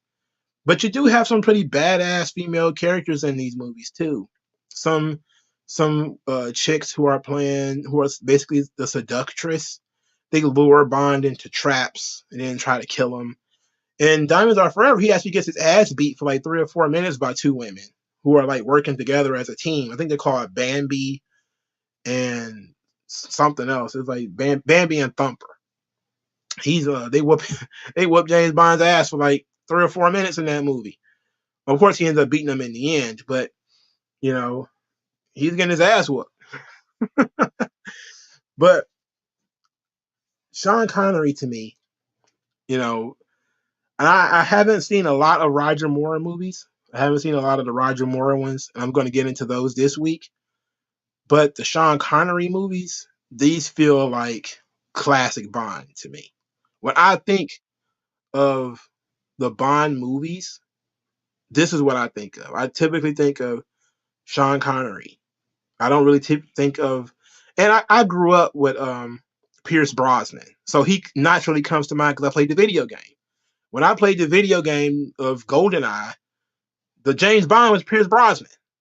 So when I became sort of aware of James Bond, Pierce Brosnan was James Bond. So that is the second name that comes to me when I think of James Bond. But Sean Connery is James Bond as far as I'm concerned. I know there was I think that some other guy did, another movie. I haven't watched it yet. I skipped it. I wanted to watch all the Connery movies. So I went and found a list of what movies he was in, and I just watched all of those. And I know that some guy played James Bond in the movie before Diamonds Are Forever, but I didn't watch it, so I skipped it. But generally speaking, these are what I consider the Bond movies. They follow a similar formula where Bond has a very talkative villain who talks about his plot, and instead of just out and out killing James Bond, they want to put him in some type of contraption with lasers or burying him alive, giving him an opportunity to escape. There's always some kind of MacGuffin he's chasing, something that could be swiped, or later they, in the early movies, they didn't introduce too much of the technology. The technology would come later. As I, continue to turn this channel away from, manga and anime and more towards action movies and, older movies, and looking at interviews like the Fred Williamson, when I looked up one for Sylvester Stallone, I was going to talk about that one today, but the Fred Williamson one was just so piff, I had to skip the line, especially since I wanted to talk about Black Caesar. I could talk about Rambo next week. So the Bond movies for Sean Connery, he's a physical character. He fights. He's not afraid of conflict, but he's mostly just very cool. He has this charisma about him, a charm to James Bond, where you're just kind of like, man, he's a cool guy. He got the nice car. He always dressed nice, and even after he gets into a fight, he doesn't look scuffed up too much. Like, one of the things they did with the Daniel Craig movies, and I think they did it a little bit with the Pierce Brosnan movies, is they started adding a lot of the battle damage to James Bond. Like, he would lose his shirt, he would, be bloody and scarred up and everything. Sean Connery's Bond, he got beat up. His hair got mussed, but he was, he put himself back together really quickly. he never let people see him sweat. He wasn't out there, too bad off. I think they kind of went a little far with the. I didn't hate it. I didn't hate the Daniel Craig Bond movies as much as everybody else did. I think people were kind of jumping to the conclusion, but I could see that that the that the Sean Connery Bond movies were tremendous. What am I? Some of my favorite Bond hotties? Hmm. Uh. Hmm. That would assume that I remember the name of these female characters. A lot of them I didn't remember. I remember the name of Pussy Galore, namely because her name was Pussy Galore. That's all. It's like that's such a weird name to give to somebody. Of the Bond movies, though, I meant to mention this. I actually read the book You Only Live Twice. That's the only one where I actually read the book before watching the movie. I think I gave the book away. I donated it, so I don't actually have it to give a comparison. But I do believe um, that the ending of You Only Live Twice is actually different. Like in the book, if I remember correctly, James Bond loses his memory and forgets he marries the Japanese girl, and that's pretty much it. He gets mind wiped or something or whatever in order to get him out of that situation where he was truly in love with the Japanese woman, and so he has to, in order to continue his missions and everything, he's got to leave her. And I think they wiped his mind or something like that, so he'll forget about her, or he didn't remember her, or something like that. But you Only Live Twice is not bad. Tiger Tanaka. That's such a badass name. It's an awesome name. I loved, the cultural integration in You Only Live Twice, where he has to become Japanese. So he's got to learn martial arts, and they give him the wig with with the hair that stops right at the right on the brow, and they gave him like they they didn't slant his eyes too much to make him a caricature, but they put something over his eyes to make him look less European. And then he had to learn Japanese and everything, so it was very cool. And in the book, you get a lot of that back and forth, east west cultural exchange. These two guys, him and Tiger Tanaka, going back and forth about Japan and England and all that kind of stuff. So I don't think they did too much of that in the movie, but there's quite a bit of that in the book. So it was fun. Goldfinger, You Only Live Twice, Diamonds Are Forever. Those are my favorite movies. I wasn't a big fan of Thunderball. Um, I watched that movie and realized as I was watching it, I was like, this is one of the James Bond movies I never hear a lot about. And this is why. Like it wasn't that great. Unfortunately, it just wasn't great to me. But Odd Job, yeah, Odd Job rules. He was a great character. They didn't ever explain where all of his power came from, though. Like how he was able to, you know, tank being hit with weapons and that kind of stuff. They never explained that. They never even tried to explain it. He can crush a golf ball in his hands. You know, he had a hat that could cut off the heads of statues, and I like that. James is so cool that he every time Oddjob shows him a feat, James just kind of shrugs it off like, quite impressive, my small friend. Like, good job. You're like, what? This guy's gonna hurt you. He's gonna beat that ass. He's gonna you know and he's just so cool about it. Like it's not that big of a deal. So that was very cool, man. Thunderball is my least favorite of these movies though. I think I didn't like all the underwater stuff, all the scuba diving and all that kind of stuff, man. Um, it's weird. WG Phil says, I'm curious about the 60 years of James Bond. Are they supposed to be the same person, or is it like Doctor Who? And I think that's sort of a question that that pops up every now and again. Whether 007 or James Bond is his actual name, or is it a title? You know, Now 007 is actually a title because that's basically his number in Her Majesty's Secret Service. But whether James Bond is his real name or not is kind of a question. Now, I haven't read all of the books, so I don't know the answer to that question.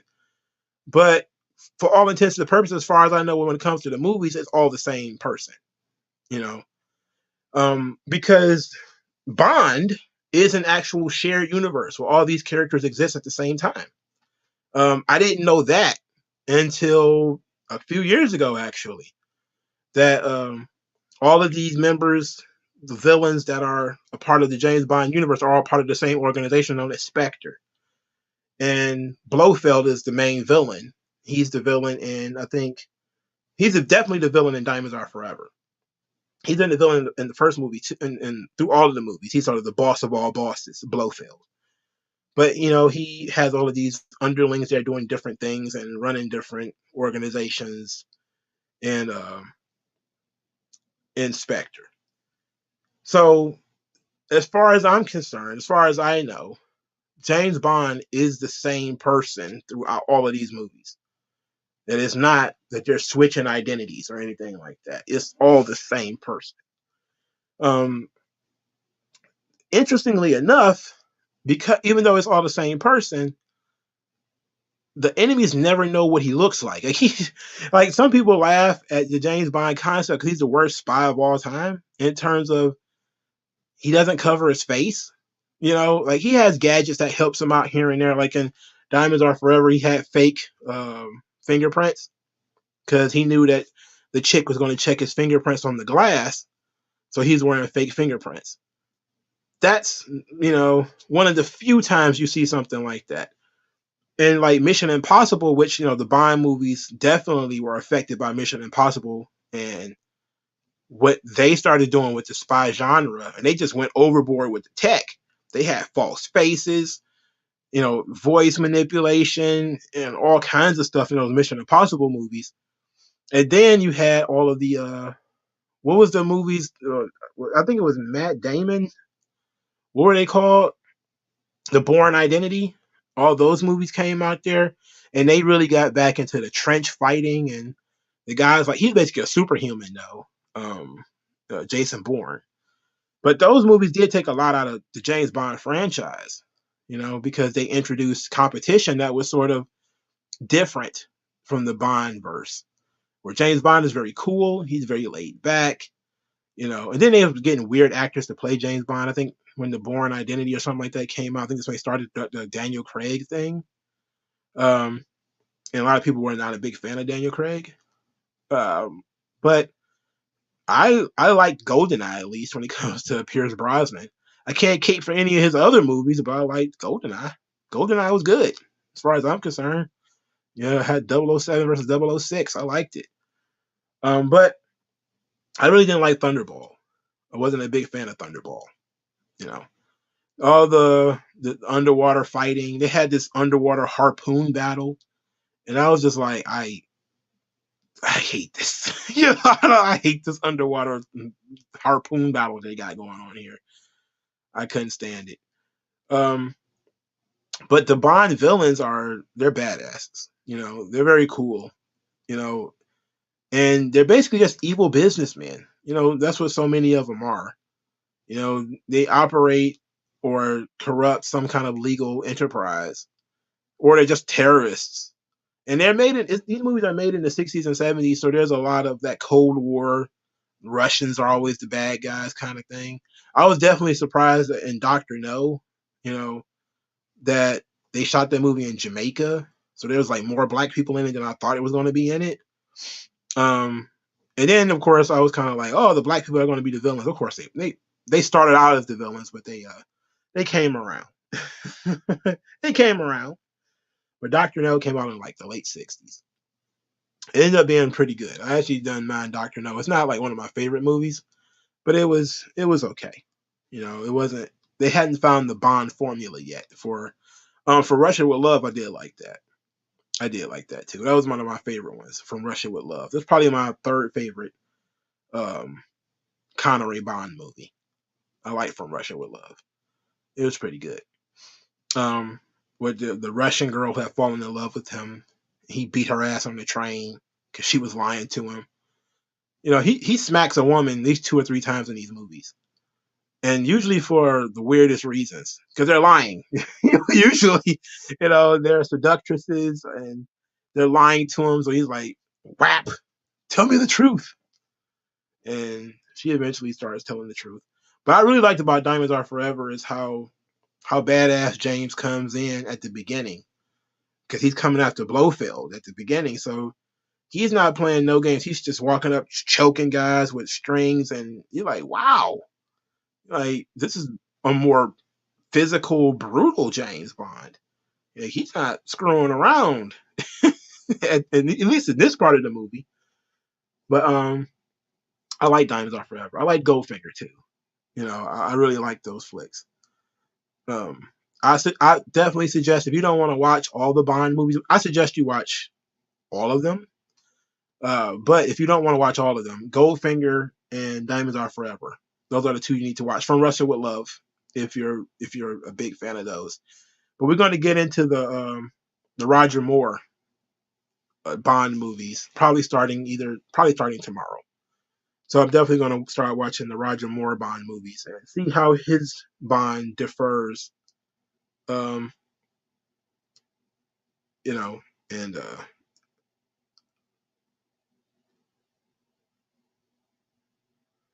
all right. Is there anything you guys want to talk about? Because that was pretty much for me. I wanted to do 2 hours. I got an hour and 36 minutes in.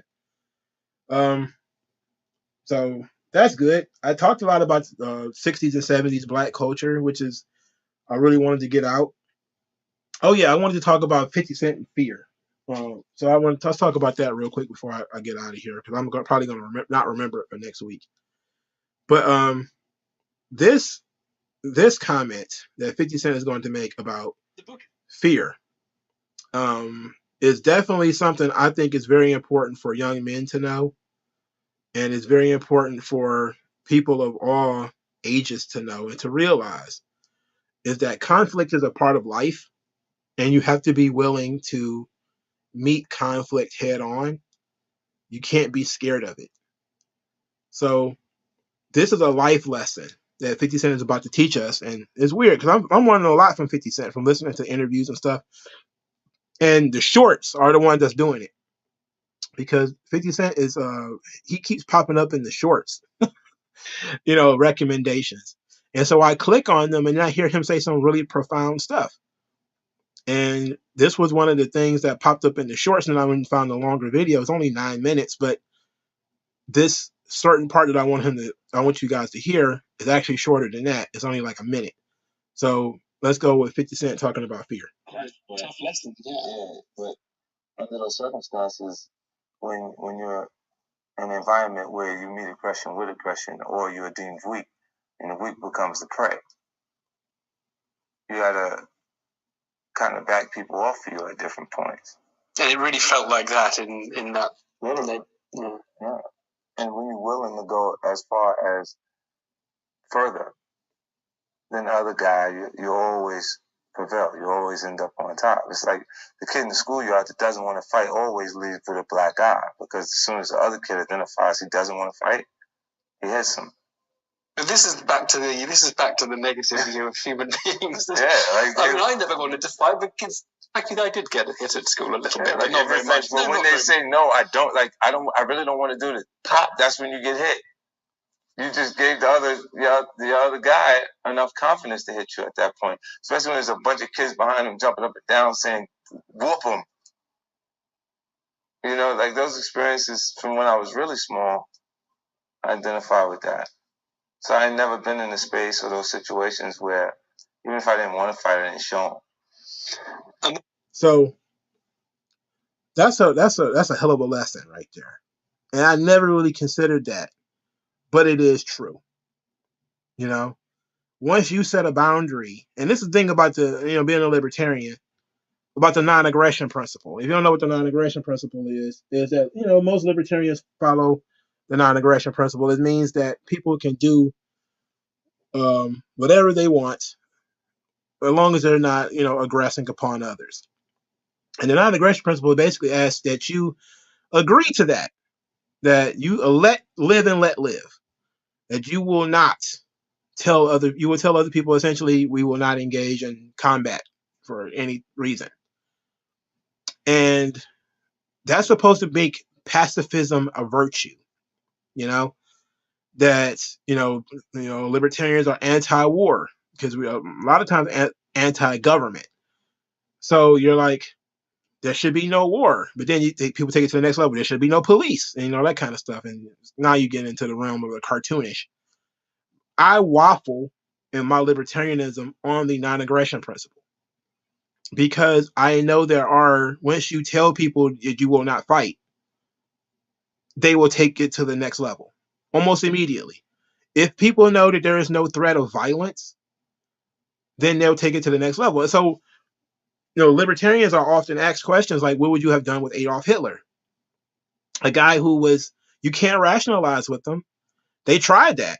They, basically signed away some of the land from him, and he didn't stop. He kept coming. He was going to be aggressive. Some people are that way. Some people are just aggressive. That's what they do. They push. You give an inch, they take a mile. They want the fight. They prefer the fight. They prefer the altercation. And I don't think that there's too much virtue in, telling people, that you don't want to fight. I think the virtue is letting people know, I will fight you, but we don't have to fight. To me, that's a real strength. I don't want people to go around here thinking that, the world is full of pacifists. It's not true. It's not real. Sure, I don't have a gun, for instance. I don't have a gun. I support people having guns, but I don't have one. And I do understand that sometimes when people get guns, they get a little bit of an ego when they get it. But I remain that fighting is not off the table. It's never off the table. I haven't been in a fight in years because of that. In my opinion, that's the reason. I don't take fighting off the table. I don't take battle off the table. I don't take war off the table. Because when you do that, and then other people start testing you, you look like a hypocrite when you actually do something that you said you weren't going to do. And I kind of think about that when I critique people in foreign affairs.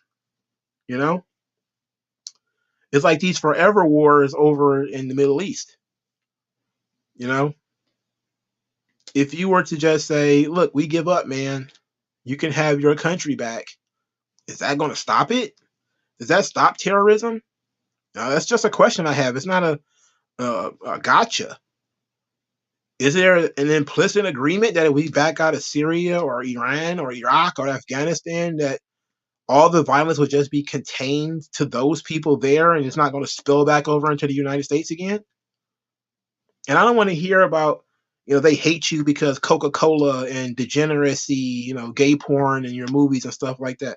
Which, yeah, I can understand. That's why, Muslim countries wouldn't like the United States and why they don't want American culture, in their country. Because that's basically what China, they have the same issue. Your diversity agenda, they don't like black people. So they're like, your diversity agenda with all your black actors and stuff like that's not going to fly here. And so Islam set a line a long time ago. The scantily clad women, we like Coca-Cola, we like McDonald's. That stuff is fine. But when you start having women in bikinis, we're not going for that one. We're not going for the sex out of marriage, the excessive alcohol, the gambling, some of the morally outrageous stuff. We're not going for it. And to be quite honest, that was a thing in Cuba too. Not to give communists too much credit, but Castro was big on that because, again, it was depicted pretty well in The Godfather that there was a lot of people who went to Cuba and basically turned Cuba into like what one of those sex trafficking organizations where people would just go down there and live a debaucherous life, get high on cocaine, tons of alcohol, porn, a bunch of stuff. And Castro was kind of like, that's making Cuba look bad. So he ran a lot of those mobsters and people out of Cuba. You know, some people have very different morals in that way. You know, so back to what I was saying. Can you make a deal with like the Islamics? Like, you know, we'll stop sending, you know, these stupid books with male on male sex. We won't send these books to the Middle East anymore. You guys keep all your terrorism stuff out of out of the United States, you know. But we're not going to take war off the table.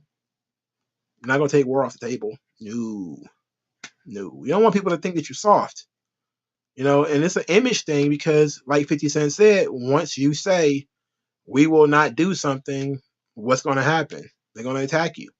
I mean, look at the Europeans. A lot of them, you know, the crazy thing is the World War II destroyed Europe. France, England, Germany just wrecked these countries.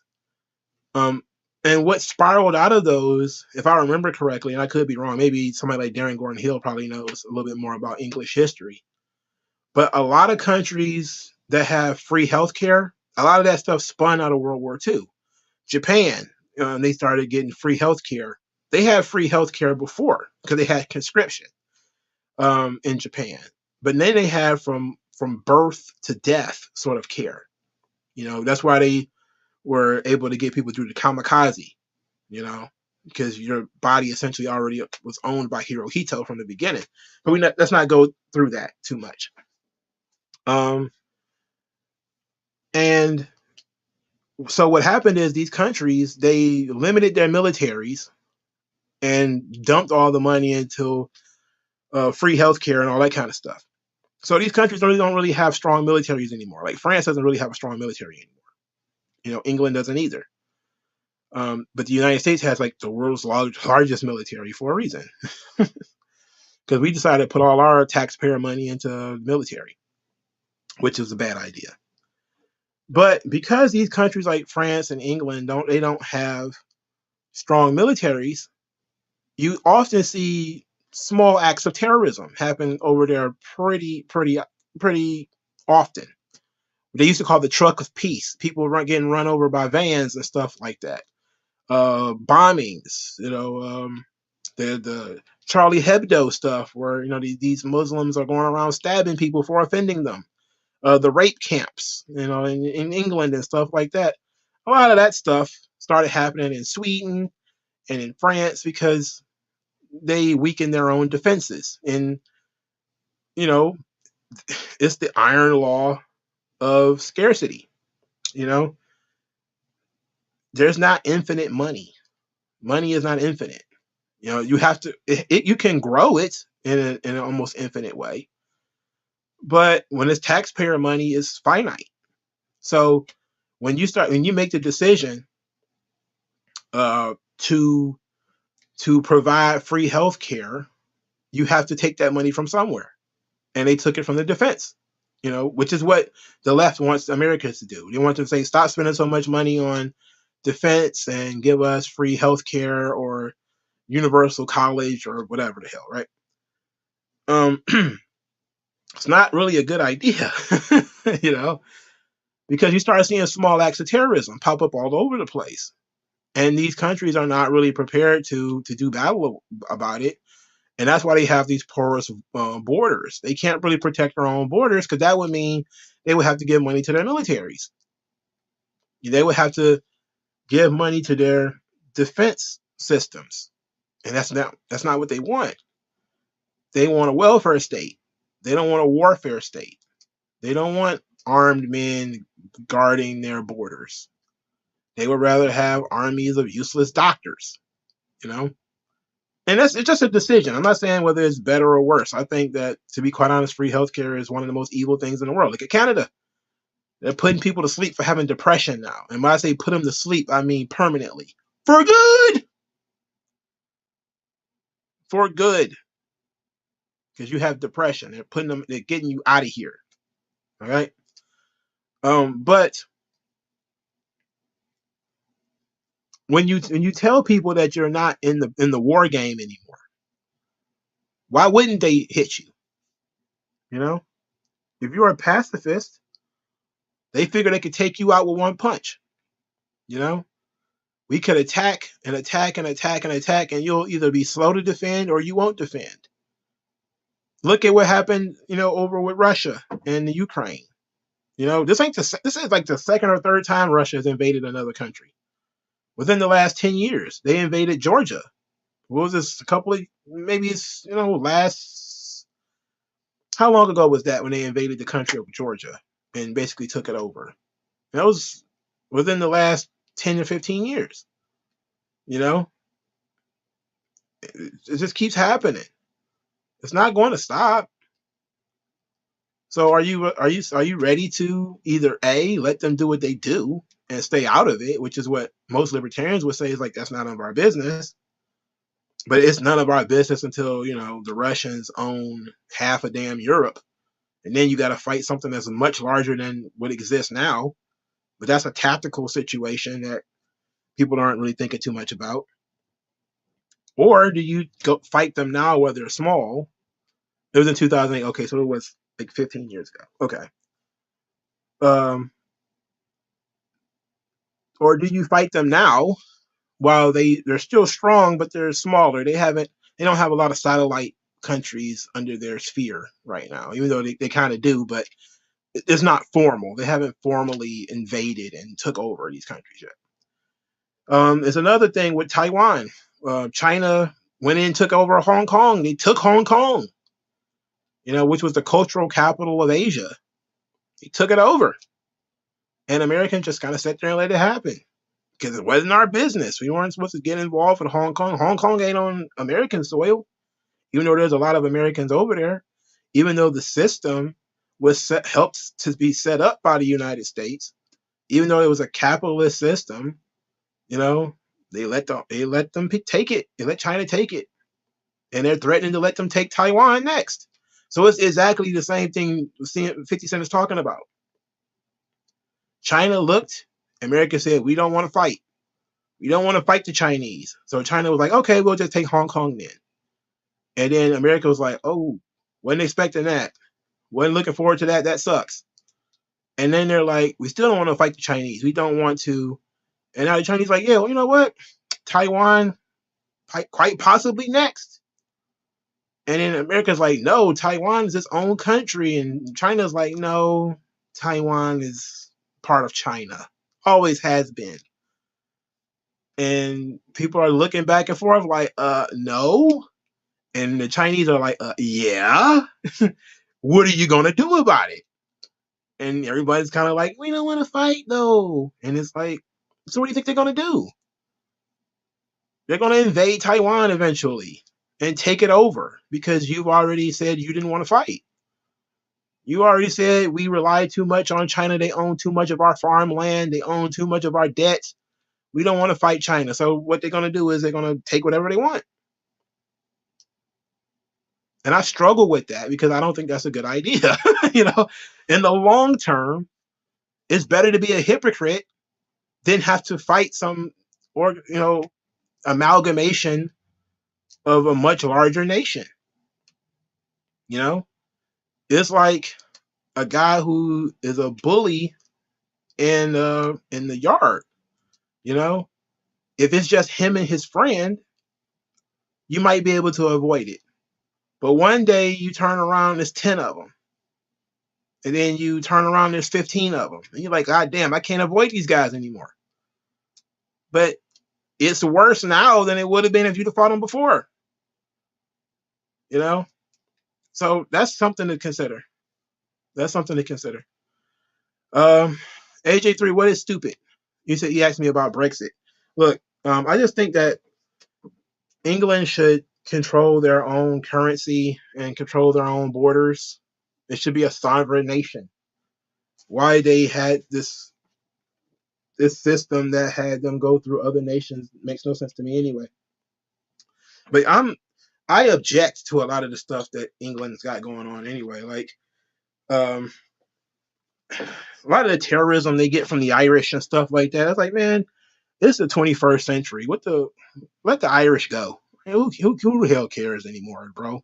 like if they're willing to kill a bunch of people to get from underneath that boot, man, who cares? Let them go. To me, it doesn't make much sense, but I think it's a small number of Irish people that's really rebelling against England. It's a small number of Jamaicans. Um, you know, it's goofy. You said when you say America letting the Chinese government take over the whole state of Asia, well, I didn't say that. They took over Hong Kong and they're threatening to take over Taiwan. All of Asia would include India and Pakistan and Singapore and Korea and Thailand, and I haven't seen them do any of that. But who's to say that they won't one day? Who's to say that they can't? Um, I don't know. It's You never know what the plan is. You know, everyone assumes that the plan is global domination because that's ultimately the end goal for most organizations. And the United States is no different. The end game is to collect as many toys as you possibly can, as many satellite countries as you possibly can, in order to dominate the world. That's what everybody assumes, which is not always true, but it's easy why people believe that. So I don't know. Ben Get It In says there may be an outdated opinion. More youth are toting guns than ever before. If you win the fight, they coming back shooting. Well, it's always been that way. You always run the risk of getting shot or stabbed if you want to fight. That's always the risk. But is it better to get jumped, or is it better to get punched out and say, well, at least I didn't get shot? That's something I talk about in one of my books. Is I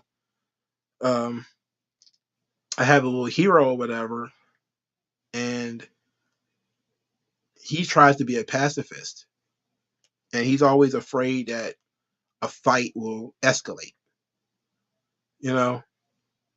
And so he always backs down because he lives in the hood. And he never knows if you punch one of these guys, they might shoot you.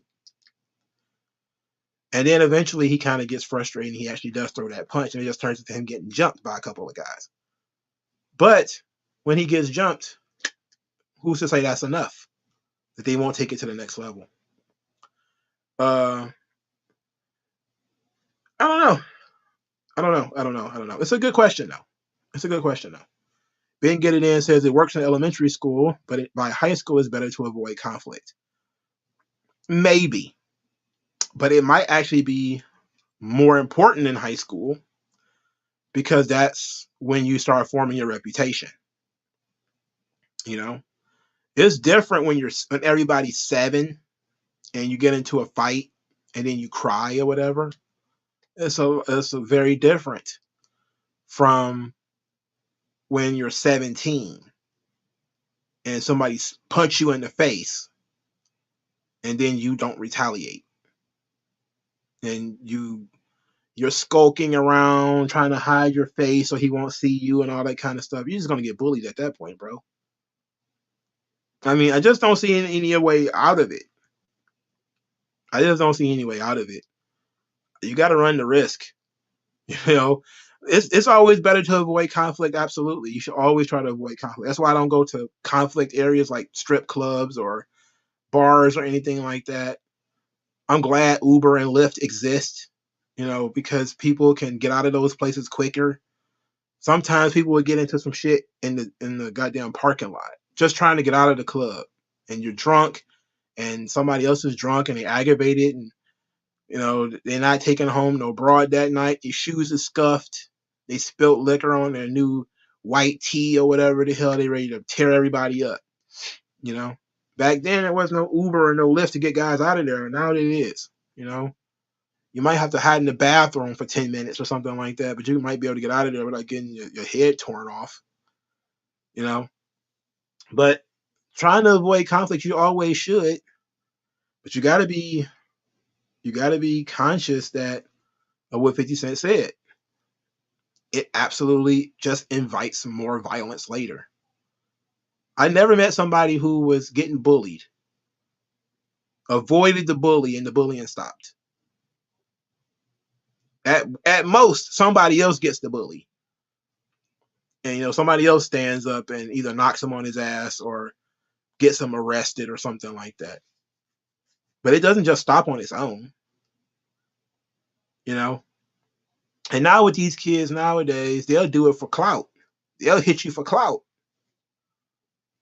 Because it could go up on World Star or Instagram or whatever. They can be famous for punching out some older guy, punching another student in the face or whatever.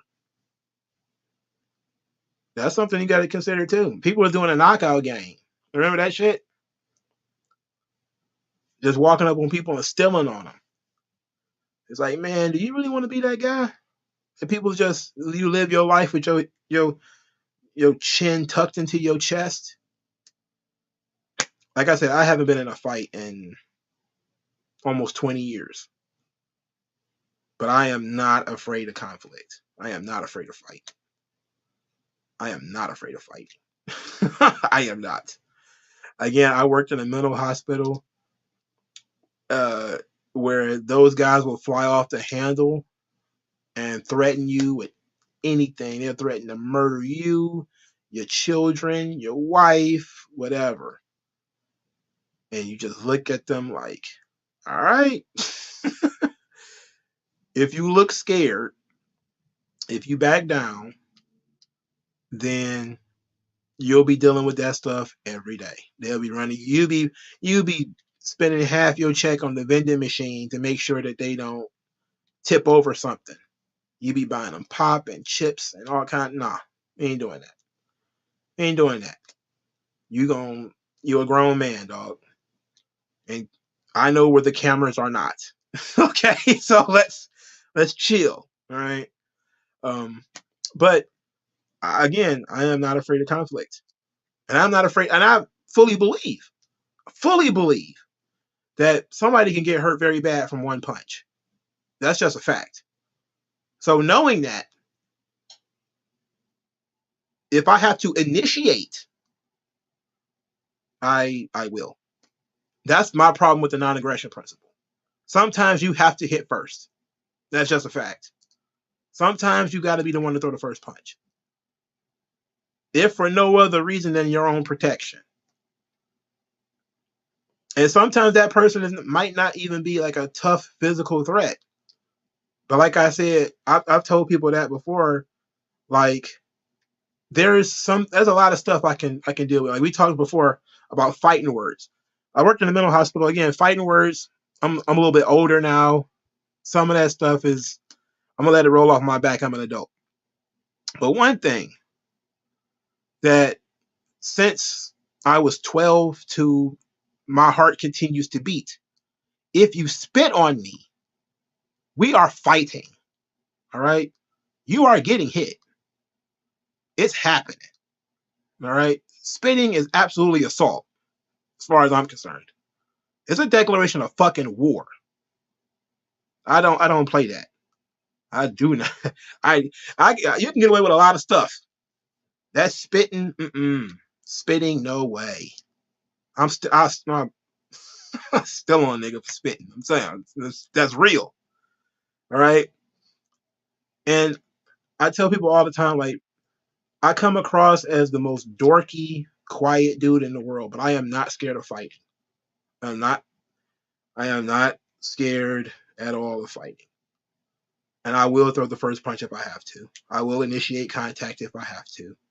Don't make me do this. And usually that'll back people down. Like 50 Cent said, once they realize you are willing to go as far as they are willing to go, they don't go that far. They go as far as you let them. So you could be like, punk bitch, motherfucker, blah, blah, blah, blah, blah, blah. All right.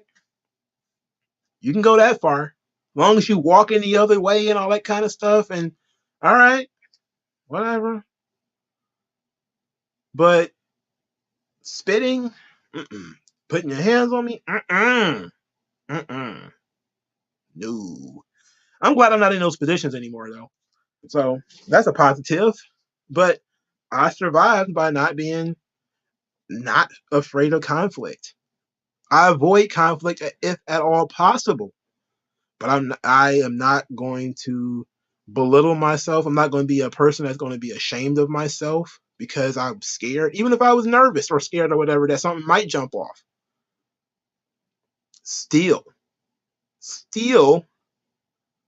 not afraid of it. Still not afraid of going to jail. Not afraid. I prefer not to. Would prefer not to. You know. Would. But I'm not easy to rile up either. You know. So that's one thing that I think men. And there was this guy. I wanted to play some audio from him. I'll probably do it next week because I want to wrap this thing up. But it's about controlling your emotions. You know. That's a man's big problem right there. The only emotion he has any contact with is anger. And that's the one thing that people keep saying that is absolutely true. We are taught to respond with anger to every perceived personal slight. Somebody calling you names, it's okay to hit them. No, it's not. No, it's not. You got to teach people to be strong and firm, not to be knives, but to be bats. You can use a bat as a defensive weapon.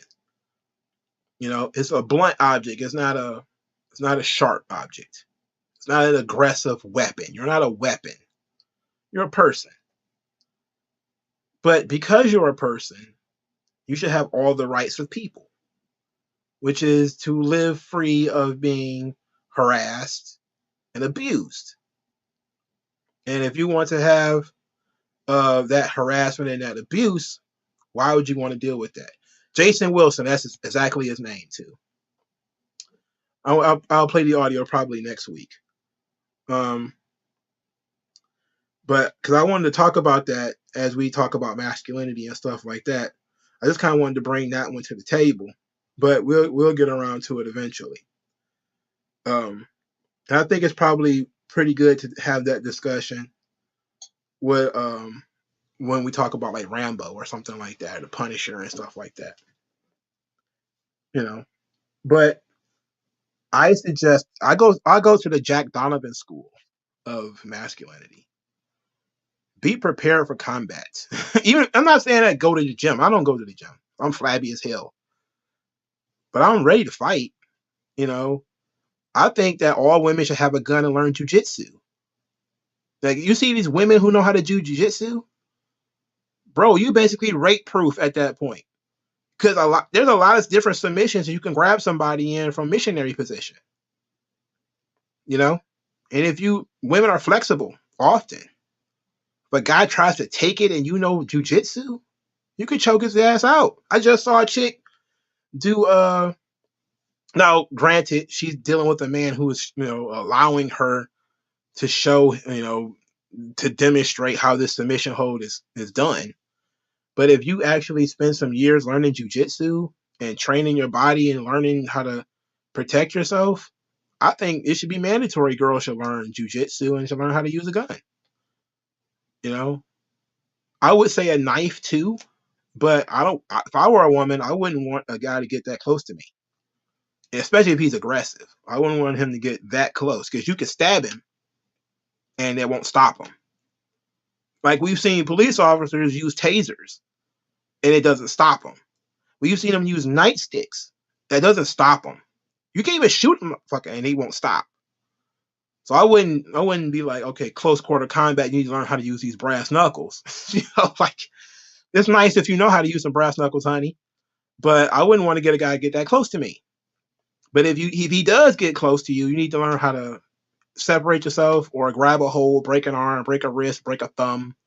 If you break something, he'll probably stop. If you get him in a chokehold, he'll probably stop. If you cut off air circulation to his brain, scratch his eyeballs out or something like that, he'll probably stop. But if you stab him, it might spike his adrenaline. He might come after you even harder.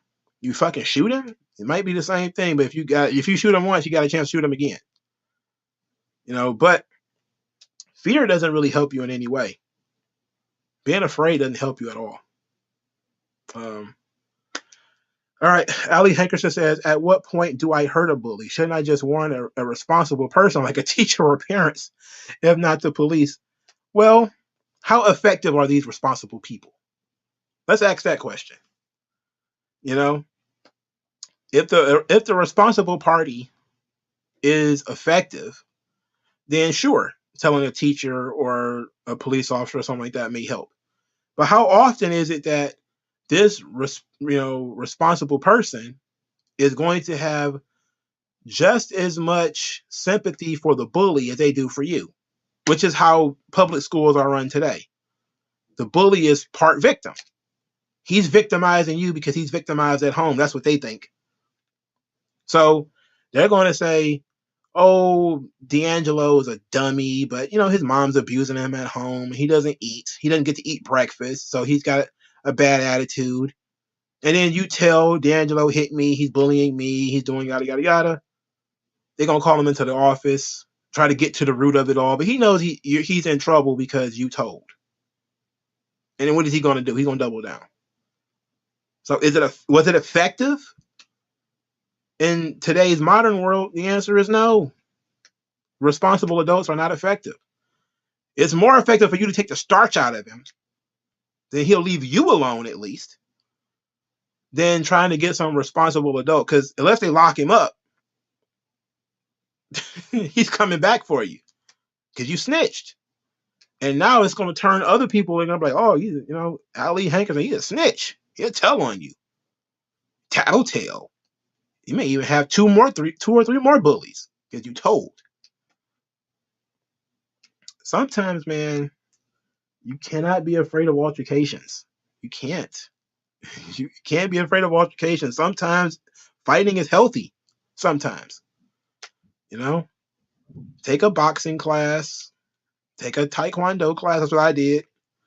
Take a martial arts class. You'll feel better about yourself. Kickboxing, taekwondo, something like that. Learn how to do it. Learn how to do a throw. Learn how to grab a chokehold. How to get out of a grab or something like that. A CPI class or something like that. Teach you how to get out of different grabs and stuff like that. And that might be enough. You're like, damn, this dude is Spider-Man. I don't want to mess with him. But if you constantly avoiding him, not looking him in the eye, skulking when he comes around, that dude gonna keep messing with you. Because that's where he gets his source of confidence from. His confidence comes from picking on people who are less confident than he is. So you have to show that you're confident. And confidence comes from competence. That's where it comes from. People are always confident in things that they are good at. I've lost fights. I've boldly lost fights. But it's because of the fights that I won that I'm comfortable with combat. Okay? Because I won quite a few fights too. I've lost some, but I know what it's like to have my ass kicked. Therefore, I'm not scared of it. I'm not worried about that. And I'm willing to go to the next level. Because I know I have a little bit of training. Not a lot. I know enough. You know what I'm saying? The last time I got into a fight, it was in the hallway at Job Corps. The dude slapped me in the face 2 or 3 times. I decked him once. Once. He had Zab Judah noodle legs, and that was it. Everybody laughed at him for like 2 weeks. But it didn't make me feel better, but it stopped the bullshit that made me hit him in the first place. The reason I hit him is because he's been a dickhead. And he stopped. It's literally that simple. I didn't beat him to death. I didn't stomp his head in or nothing like that. I hit him once. I tagged him good enough. I didn't even hit him full strength. Tagged him one good time.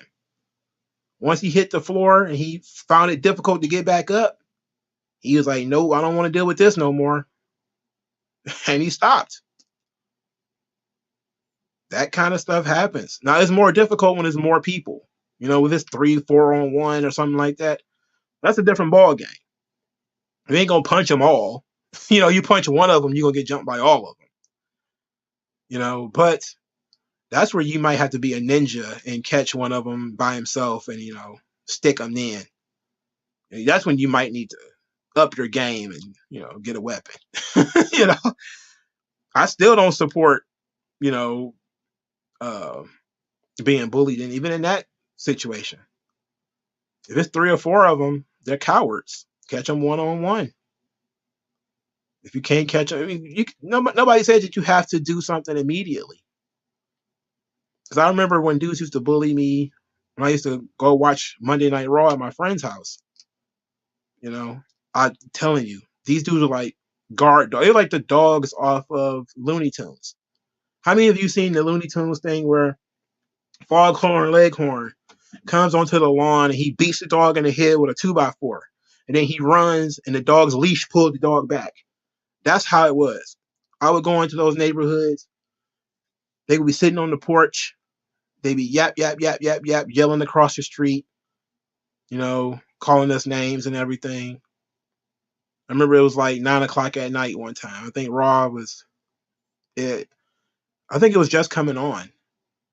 And then when it went off, it was like 10 o'clock. And I was going on my way home. I had already called my mom, like, yo, I'm on my way home. I go outside, walking down the street, dudes jump off the porch. 3 of them jump off the porch. They're yapping, they're talking, yada, yada, yada, calling me names. They go to school with me. They know who I am. The moment I crossed off of their block, they turned around and went back. There was something about them that they didn't want to cross that street. And when you learn that, you're like, I wonder why. I never found out why. But you do eventually stand up to them, and you catch them in school one at a time. The hell is your problem? Oh, we just messing around, man. Ain't no big, like, you was following me in the dark. Like, now thankfully you weren't like teenagers or nothing like that. We might have been like 11, 12 years old. If he was like 15 or something like that, like, bro, I probably would have had a knife on me. Like, things escalate when you're in high school. That's when puberty hits different people at different times. So somebody might have hit puberty at 14, so he's like taller and muscular and all that kind of shit, and you're like some soft 14-year-old, like Bobby Hill and Joseph, where they just, I think Joseph was actually younger than Bobby, but Joseph hit puberty first. Like, when you're in high school, that kind of shit happens. Somebody hitting puberty, they're stronger, faster, more aggressive, more emotional. Nah, man. That's when you probably need to carry something, if you're going to be out here in these streets by yourself. I've had more guns shoved in my face than I care to discuss. But I've only been scared about guns being shoved in my face once. Once. That was the first time it happened. I was scared to fucking death. I thought I was going to die right there. But then there was a time where a dude tried to snatch and grab, put a gun in my face. I snatched my bag back and walked away from him. He didn't do shit. You gonna kill me over a pair of boots? Pfft. Call this bluff. It was a bad tactics. Don't do that. All right? It's bad tactics. Typically, if somebody snatched your bag or something like that, give it up. I didn't know he had a gun at the time. When I saw it, I didn't stop my stride. I didn't stop walking. I made him make the decision. Either he was going to shoot me or he's going to let me walk away. And thankfully, I think his gun was broken. I don't think it was even a real gun. I think it was either broken or it's fake or whatever. But I kept walking, and I just had my eyes closed as I walked, and I was like, he's gonna shoot me in the back. He's gonna shoot me in the back. And his homeboys were like, shoot him, shoot him, shoot him. And once I got further enough away, I was like, he's not gonna shoot me. I was like, wow. And I was tempted because like once I got home, I went to the kitchen and I was like, I should just grab this knife and go back and just jam it in his goddamn chest. But then I was like, well, what if What if I got lucky? What if, by at this point I was an atheist, but what if by some miracle the gun jammed and he couldn't shoot me? But then if I go back out there, he fixed it and he blow my goddamn head off, and I got a kitchen knife in my hand, you know. So I was like, what, forget it. Never saw that kid again either. Never saw him again. He wasn't even from the neighborhood apparently. So I'm telling you, I don't think you should be big boss badass, carry your nuts everywhere and all that stuff, but not everything needs to devolve into violence. Road rage and all that kind of stuff, yeah, it happens, but that can be easily avoided. Um, you can avoid a road rage incident. Just get back in your goddamn car and drive off if you can, if possible. Most open air combat situations, you can get out of them. Robberies or something like that, just you lose because action always has the advantage over reaction. If a dude jumped out of the bushes or the shadows and he got a gun, just give it up. There's no point in fighting. There's no point in fighting. But like Ben get an incident in a lot of controlled environments like schools and stuff like that, still on him. Hit his ass, because then it might be a teacher there to grab him right afterwards. He might do something after the fact, but he might not. Out in the street though, it's a little bit different. A little bit different. You never know what somebody might got, or what they got hidden somewhere. Because sometimes people will start problems and they'll have something hidden on either on their body, or they'll have something hidden in a bush or something like that. I've found knives that people put under the stairs. I remember I used to date this girl once. She had like a long tube of like bear mace or something like that in her purse. I was like, what the hell? What the hell is this? But she got to be prepared. Got to be prepared. But you got to be willing to go there. You can't be willing to be scared. You can't be scared. But it's always in moderation. Everything in moderation.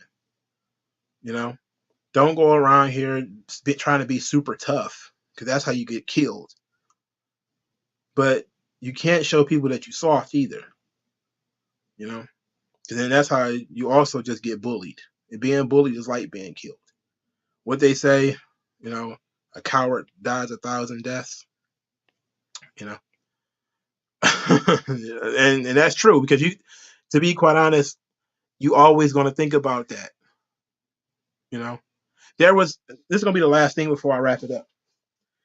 There was a documentary that I saw. It was several years ago, probably 10 years ago, about a guy who he bought a gun after he got robbed because he couldn't stop thinking about it. Basically, what happened was he was traumatized by the robbery. His girlfriend was with him. He felt like, they say he had the same sort of reaction as a rape victim, believe it or not. That he perceived that everybody thought less of him because he was robbed. And it wasn't even about the stuff. It was about the feeling. He couldn't get over the emotion, the fear of being robbed. So in order to get his power back, he went and started training with a gun. Started shooting, learning proper gun safety, all that kind of stuff. It helped him build his confidence. Again, confidence comes from competence. That's where it comes from. If you get good at something, you feel better about yourself, right? And it helped with his mental health that he became good with violence. He became okay with the idea of shooting stuff. He started shooting bottles. You shoot the little plastic papers or the papers or whatever. And then you move up to shooting bottles. Then you move up to shooting pumpkins or whatever. But he got comfortable with the gun. He got comfortable with violence. And once he became comfortable with violence, his stress about that situation diminished. Now he was ready if it happened again. Now there's different ways that it can happen. For instance, sometimes people are waiting for that stuff to happen again. They're almost daring people to do it. I saw a kid in the mall once. He was walking around with like $3,000 in cash in his back pocket for everybody to see. You know, if you were not paying attention, you wouldn't have saw the gun that he had. He was baiting people, right? He's showing off the cash. You know, yeah, y'all should come rob me, but he got the gun too because he wants to shoot somebody. You know, so you got to be careful out here. You got to be careful, but I'm telling you, you know, it's okay to back down in a situation where it's not fair, and you shouldn't feel bad about yourself because you got either A, beat up, or two, scared in a situation that was unfair. You know, you out here in the world, somebody got the drop on you with a gun or whatever, somebody snuffed you when you weren't paying attention. You shouldn't be too ashamed of that. And if you feel ashamed because you got beat up or whatever, realize MMA fighters and boxers feel the same way. They throw punches for a living, and they still feel ashamed when they lose. I tell people about Floyd Patterson all the time. I read this in a book. He lost a boxing fight. He disappeared for a week. He disappeared from his family. He went and changed his name and hid in a small town for a week because he lost a boxing fight. He was that embarrassed. But confidence comes through competence. The better you get at something, the less likely that kind of shit is to happen to you. Floyd Patterson was the heavyweight champion of the world, and he was still embarrassed of losing fights. He didn't want to lose a fight. Mentally, he was weak, you know, which makes him easier to beat, believe it or not, because he's more worried about not losing than he is trying to win. And there's a lot of people like, they don't think about that. If you're going to fight, fight to win. Don't fight to not fight. Don't fight for defense. Fight to win. You know? But also realize when you're going too far, because that's when you can get arrested. You know? You stomping somebody in the street, something like that, you're going too far. You know, you don't got to do all that. Ben Get It In says, I know Mongo Slade is, let's do it again, your inspiration. I love that movie. Kansas City Mac was a great villain. Yeah. Yeah. Most people figured that out. They figured that out pretty quickly. Marvin Hagler lost to Sugar Ray. Well, that would be Leonard, right? Sugar Ray Leonard. Remember, there's Sugar Ray Leonard and Sugar Ray Robinson. But Marvin Hagler, I'm pretty sure he fought Sugar Ray Leonard. All right. Thank you all for showing up. I'll talk to you guys later. The video on journalism will be up on Monday, probably Monday afternoon. All right. Thank you guys, and I'll talk to you guys later. Peace out.